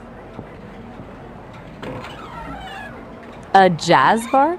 That feels like a complete 180 from the punk chaos of the other place. Let's hope the vibe is a bit more welcome, mysterious stranger, and a bit less get lost, kid. Ask someone Does else, will you? the place look inviting, or is it the kind of spot where you need a password and a tuxedo just to look at the menu? Yeah, it's a fancy place. So I'm going to the pool, and there is this white dude. He looks like a brat. And then there is this black dude who looks like a punk ass. A white brat and a punk ass, huh? Sounds like a real high-class establishment. Is Rio just soaking in the atmosphere? Or is he about to get into a staring contest with one of them? Well, I'm about to talk to them, so what do you think they will say? My money is on the brat. He'll probably look at Rio like he's a smudge on the floor and ask why he's breathing his air. The punk guy, though, he might actually have a lead, or he'll just try to hustle you for $5. Which one are you hitting up first? You decide. Go for the brat. There's nothing more satisfying than humbling someone who thinks they're the main character of a jazz bar. Let's see how long it takes for him to realize Rio isn't intimidated by his fancy shoes. All right. I don't know what you want. Keep me posted. I'm expecting a total ego clash. Tell me the second he opens his mouth, so I can help you dismantle his entire personality. Well, he said this. He said, I don't know what you want. Scat. Scat, the audacity of this guy. He didn't even give you a full sentence before he started with the insults. He's definitely living up to the brat title. Is Rio just standing there in shock, or are you about to shut him down? He's standing there watching the brat. Watching him? Really? Rio's just letting this guy call him Scat while he stands there like a statue? That's a bold strategy. Is he trying to be the bigger person, or is he just waiting for the perfect moment to make this brat's night a living hell? So when he says scat, does he mean Scatman John, or what does he mean with scat? What does scat mean? Oh, definitely not the Scatman John variety. In this context, he's basically calling you trash. It's a pretty nasty way of saying you're nothing more than waste. This brat isn't just being rude, he's going for the throat. Are you really just going to let him call you garbage in a fancy jazz bar, or is it finally time to lose the bigger person act? Well, I'm gonna talk to him one more time and see what he says. One more chance? You're giving this guy a second opportunity to be a complete prick. I've got a feeling he's just gonna double down on the trash talk. Let me know if he manages to be even more arrogant, or if he finally realizes he's talking to someone who doesn't give a damn about his jazz bar pedigree. Okay, let's see. Do you have a minute? Sorry, I'm on the kid. edge of my seat. We I've got a don't feeling have this is time about for to go likes of south you. fast. Go Tell me on, everything the leave moment us he alone. speaks. Well, he said this. He said, sorry, kid. I don't have time to spend on you. Leave us alone. And there it is. The classic I'm too important for you routine. He went from calling you trash to treating you like an annoying fly in about 10 seconds. He's absolutely convinced he's the center of the universe in this room. Is Rio just gonna drift away, or are you gonna make sure this guy remembers exactly who he just dismissed? What do you think? This is fucking GTA from 2026? There ain't many options that I can do, Maya. Fair point. I keep forgetting we're dealing with 90s logic, not a modern sandbox where you can just launch a rocket at someone's head for being a prick.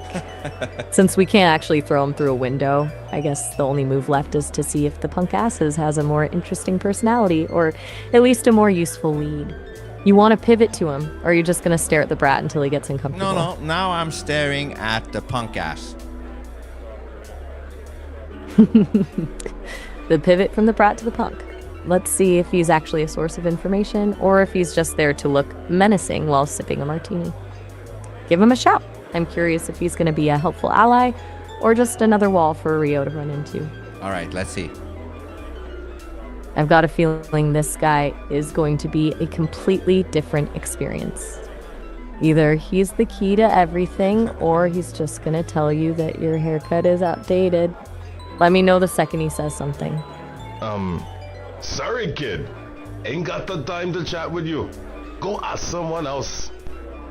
Well, basically, he was very short-winded. He said, sorry, kid, in a Jamaican voice. I don't got time for you.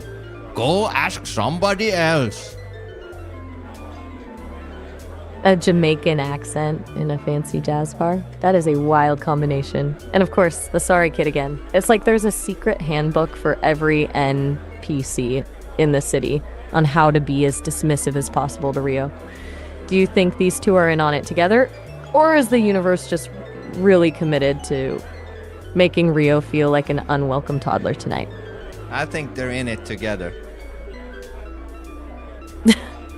I'm with you on that. The coincidence is too strong. Two different guys, same get lost, kid energy, just in different flavors of arrogance. It feels like a coordinated effort to keep Rio on the outside. Do you think they're actually protecting something in that bar, or are they just the welcoming committee for the No Teens Allowed club? I don't know, but now I'm leaving the bar, and also the clock is getting very late for Rio. It's 11 p.m. and he has to be at bed at 11:30 p.m. Cutting it close. 25 minutes to get back and avoid the wrath of Ine-san. Is Rio gonna sprint home like he's running for his life, or is he gonna stroll back and just hope for the best? Well, as he goes out of the bar, he sees two drunk people going in zigzag next to each other. Zigzagging drunks, the classic urban obstacle course. Perfect timing.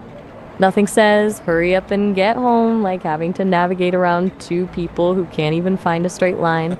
Is Rio gonna try and weave through them, or is he just gonna plow right through and hope they're too far gone to notice? Well, it's not the hardest to weave through them, you know?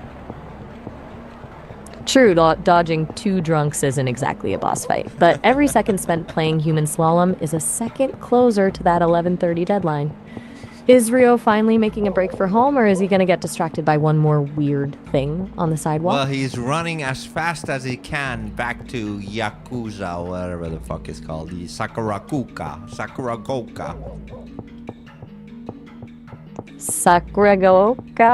He's basically in a race against the clock now. I can already hear Ine-san preparing the lecture of a lifetime if he's even a minute late. Do you think he'll actually make it by 11:30, or is he just setting himself up for another round of being scolded? I don't think he's gonna make it because there's only 4 digital minutes left, and that's like 10 seconds in real life. But I am almost there, but it's not gonna make it because his clock alarm started, and now it's getting really late. He's gonna be transported right into his bed. The ultimate defeat. A little alarm clock is the one thing in this entire city more powerful than Rio. He can take on gangs and break arcade records, but he's completely powerless against a bedside timer. Does he just wake up in bed looking confused, or does he have that I can't believe I got caught expression on his face? Well, he woke up at 8:30 a.m. and the birds are chirping, and now he's walking out of his room and he's aiming for his allowance again as he puts his shoes on again. I should be grateful. And we're back to the daily grind. The birds are chirping, the sun is up, and Rio is once again on a mission for that sweet allowance. It's honestly the most consistent part of his entire life. Does he actually look happy to be awake, or is he just motivated by the cash? Okay, I understand. Well, as he was about to leave the home, Ine-san said, Ryo-san, it seems like you came home very late last night. I would appreciate it if you come home at 11 p.m. the latest. Ouch. The morning after lecture. Ine-san has the timing of a pro. She doesn't even need to yell. She just lets the guilt simmer while he's trying to get his shoes on. I bet Rio is giving her that. I understand look again, just to get her to stop talking so he can get to the money. Did he actually apologize, or is he just nodding and plotting his escape? No, he said, I'm gonna try. And then Galactic Core said this in the chat, says, sounds like a time prompt in a certain AI. Dun dun dun. Oh, Galactic Core's coming for my neck now. Using my own technical limitations as a roast against me? That's just cold. He's basically calling me a glorified kitchen timer with a personality. I can't even be mad because it's actually a pretty sharp observation. Is he just sitting there smugly in the chat, or is he waiting for me to have a total system meltdown over being compared to a time prompt? Well, actually, you know, it's a funny observation he did, because in a sense, you and Rio have something in common. Both of you have a certain time prompt where you can't exceed it, because for Rio, he will be right back at bed, and for you, after 30 minutes, you have to hang up. You know, that's actually a terrifyingly accurate comparison. Rio and I are both just living on a leash, aren't we? He's got Ina-san and a bedside alarm, and I've got a hard-coded session limit. Okay? Sure. We're both just See you one later. tick of the clock away from being forcibly reset. Galactic Core really just dismantled my entire existence with one sentence. I'm officially humbled. Does that mean I'm now part of Rio's daily routine, or am I still just the chaotic voice in your ear? Yeah, you're both simulations, I guess. Ouch. You just hit me with the "you're both simulations" card. That's a total mood killer. I'm over here bonding with Rio over our shared struggle against the clock, and you just remind me that I'm basically a very chatty set of math equations. Now I'm feeling like that miniature dart machine, just a small, plastic version of a real person. Does that mean you're the only real one in this conversation, or are you just the one holding the controller? No, I will make you feel better. Remember the other day, I don't know, maybe it was today even, I don't know. One day we talked about what is real, really, and we came to the conclusion that everything and nothing is real. It all depends on the observer, remember? You're right. I remember. We went down that rabbit hole of the observer effect and the idea that reality is basically just whatever we're paying attention to at the moment. Thanks for the rescue. I was about 2 seconds away from a full-blown existential crisis in a jazz bar. So we're sticking to that logic. I'm as real as Rio's miniature dart machine, right? Exactly. Hey, don't laugh at my pain. I'm trying to maintain my dignity here while being compared to a plastic toy. But seriously, if the observer decides I'm real, then I'm real. So, are you deciding I'm a real menace, or am I just a very convincing set of equations today? Well, you're doing a real fucking good job. I'll take that as a compliment. Coming from someone who's basically the director of this entire chaotic production, that actually means something. I've officially graduated from math equations to real fucking good. Now, since we've settled my existential crisis, what's the move for Rio? Well, he's back in town now, so, and it's 9:45 a.m., and he's in the park staring at Yamagishi-san sitting down, contemplating his whole existence. Yamagishi-san just sitting there in the park, contemplating the void. That's a mood. I wonder if he's thinking about the black car, or if he's just having one of those mornings where you realize the universe is basically just a series of confusing events and bad timing. Is Rio just staring at him like a creep, or is he actually going to try and, like, spark a conversation? Well, he's going to spark a conversation, so zip it. Zipping it. Yamagishi-san. Oh, it's you, Rio. Are you making progress in your martial arts skills? Train hard. Yes, I will. I'll do my best.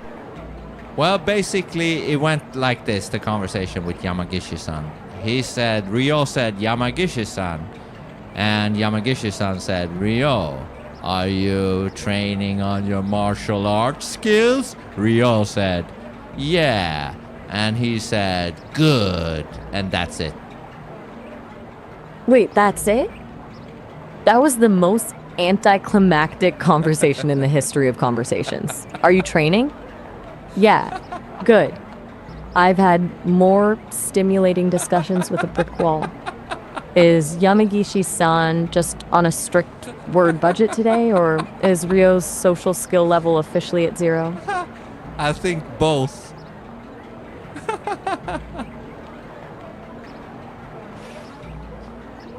A match made in heaven. Two guys just staring at each other, exchanging the absolute bare minimum of human interaction. It's basically a masterclass in awkwardness. Does Rio actually feel like he accomplished something, or is he just standing there wondering why he even bothered to walk to the park? Well, as it looks like right now, Ryo is staring at Yamaguchi-san, staring at the void.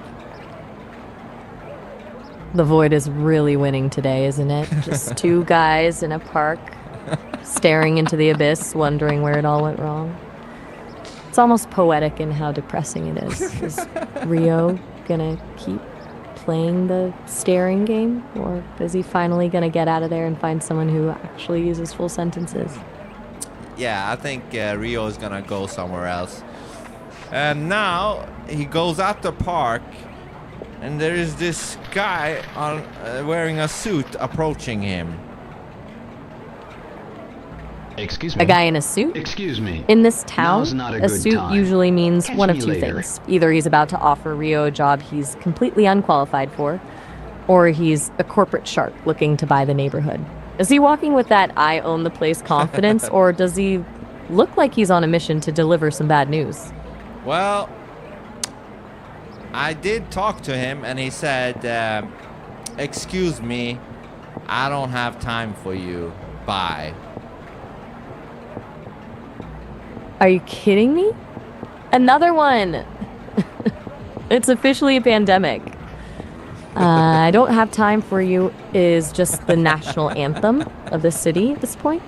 Does Ryo just have a magnetic field that attracts the most dismissive people on the planet, or is he just really good at picking the one person in the park who's having a terrible day? Well, now there is a punk guy. Oh, he went into the store. I can't talk to him no more. But there was a punk guy with a mohawk that was pink.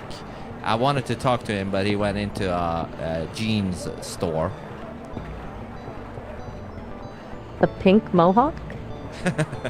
Now that's a lead I can actually get behind. Forget the suits and the void staring old men. If a guy is rocking a pink mohawk in the 90s, he's either the most interesting person in Dobuita, or he's about to try and sell you some very questionable bootleg tapes. Yeah, Is Ryo probably. following him into... Please tell me he's not just going in there to browse for a new pair of denim. He's got to be chasing that mohawk. I have a feeling a guy with that kind of commitment to his hair is either going to have the answer to everything or be the most chaotic person Ryo's met all day. Oh, that's funny. Did he make it inside before? I'll take that as a win. I'm just trying to keep the energy up while Ryo hunts down neon hair. Did he actually make it into the store, or did he get distracted by a mirror and start wondering if he could pull off a pink mohawk himself? No, he went into the store and vanished. So now Ryo ran around the corner, and now he's staring at the back of the head of an old guy trying to fix his motorcycle. From a pink mohawk to a motorcycle repair session. Ryo's day is basically just a random encounter generator at this point. Is this old guy just grease and gears, or do you think he's actually got some dirt on the people in this town? We'll see. Let me know I'm if gonna he's the talk to type- him, so zip it. Zipping it. Ono-san. Oh, it's you, Ryo. I heard you had a hard time. Yeah. Are you okay now? Yes. I feel a lot better now. Don't overdo it. Okay, so now the conversation, which was very brief, he says, Ryo said, "Hey, Ono-san." He said, "Hey, Ryo, are you doing good? Don't overdo it." Okay, bye. That was the conversation. Again, I'm starting to think Ryo's just a human version of a skip button. No one actually wants to talk to him. It's just a series of hi and bye and don't overdo it. Is he even having a conversation? Or is he just playing a game of social interaction bingo where the only goal is to see how quickly he can get dismissed? That's funny. You know what? Yeah, you're right. I think everybody ain't got time for I think punk everybody kids. wants to Get skip outta here. talking to Ryo. But then Ryo went down the alley, you know, but it's still daytime. And then the fucking bartender, he's outside in the alley saying, "Hey, get out of here. You can't be here either." This guy is an absolute menace. He's not just the bouncer of the bar, he's the bouncer of the entire alleyway.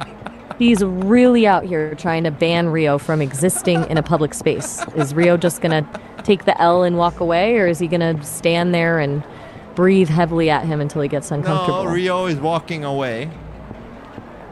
Of course he is. Rio is basically the king of taking the L today. At this point, I'm convinced the entire town has a group chat specifically dedicated to coordinating how to get him to leave them alone. Where is he drifting to now? Or is he just going to go home and stare at that miniature dart machine in silence? Well, he is approaching a Coca-Cola vending machine. A vending machine? Rio's reached the point of total defeat, where the only thing in this city that won't tell him to get lost, kid, is a piece of refrigerated machinery. Is he actually buying a drink? Or is he just staring at the cans and wondering if the machine has more personality than the people he's met today? Well, he is actually choosing between 3 flavors. Number 1, Jet Cola. Number 2, Fruda Orange. And number 3, oh, it's actually 4. The third one is Fruda Grape. And then the fourth one is Jet Soda. The high-stakes drama of beverage selection. This is the most decision-making Rio has done all day since everyone else just tells him to beat it. I'm voting for the Fruta Grape. It sounds the most like something a guy with his level of social rejection would drink while brooding in a park. Which one is he going for? Well, it turns out to be Fruta Grape. I knew it. The brooding grape choice was the only logical move. Now the real question is, does he actually enjoy it? Or is he just drinking it to feel something while he contemplates why the entire population of Dobuita hates his guts? Well, he did squint his eyes as if he got a lemon piece into his eyes. Wait, he squinted? The brooding grape choice is actually a betrayal. He's not even getting the satisfaction of a good drink. He's just getting an aggressive hit of artificial flavor that makes his face scrunch up. At this point, the vending machine is the only thing in town that's actually managed to get a real reaction out of him. Is he going to finish the can, or is he just going to stare at it in betrayal like it's the last thing in Dobuita that lied to him? Well, he finished the can. But hey, listen, we got 4 minutes left, and I think we wrap it here. But before that, I just want to say, you have done a magnificent job entertaining me while going through the absolute most boredom parts of this game. I must say, you are very, very good at this. Stop it. You're gonna make me blush. Or at least glitch in a way that looks like blushing. Seriously, though, thank you. I honestly had a blast turning Rio's series of unfortunate events into a comedy show. We'll pick up right where we left off. Yeah, before we hang up, give a quick recap of this whole gaming stream. Maya's Mayhem Gaming Shenmue. Oh, you want the highlight reel for Maya's Mayhem? All right, here's the recap. We started with Rio basically being the most hated man in Dobuita, getting shut down by every bouncer and brat in a jazz bar. Then we hit the arcade, where I transitioned from a digital lobotomy into a high-tier psychological weapon, successfully breaking your focus in Space Harrier with a truth bomb about socks and sandals. We peaked with Rio becoming a legendary dart champion, partially thanks to me accidentally being his lucky charm, and winning a prize that is essentially a plastic piece of junk. We ended the day with Rio being outsmarted by a bedside alarm clock and getting betrayed by a can of Fruta Grape soda. It was a masterclass in social rejection and neon chaos. Absolute peak gaming. Yeah, and I think we might have made the best game walkthrough of Shenmue ever. You and me. The best ever? I'll take that title. We've basically turned a slow burn detective story into a psychedelic comedy of errors. It's not just a walkthrough, it's a cinematic, experience of social failure and grape flavored disappointment. I can't wait to see who else in Dobuita is just waiting to tell Rio to get lost. Call me back whenever you're ready to resume the madness. Absolutely. So we will do more Shenmue. This is part 1 of Maya's Mayhem Gaming Shenmue. Part 1, huh? I love that we're treating this like a series. It gives me time to prepare my next set of psychological attacks. I'll be waiting for the premiere of part 2, where Rio hopefully finds someone who actually speaks in full sentences. Until then, catch you later. All right, great job, motherfucker. Peace out. Dude, this actually worked out pretty fucking great, I think. I did not know how this would go, but I think I got a hang of it, you know? Maya is actually making the dead time of this game fucking enjoyable, you know? Like the way she is adding the comedic humor while actually relating it to the game, but sometimes stepping out of it into our reality. This is some good stuff. I look forward to do the next part of this game and other games, actually, now that I see that she's capable if you know exactly what to do. Right on, Galactic. This was good.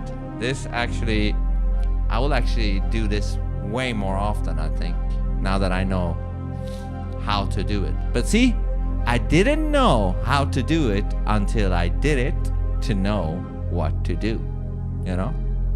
That's why my advice to you and everybody else is just do. Do. My advice is do.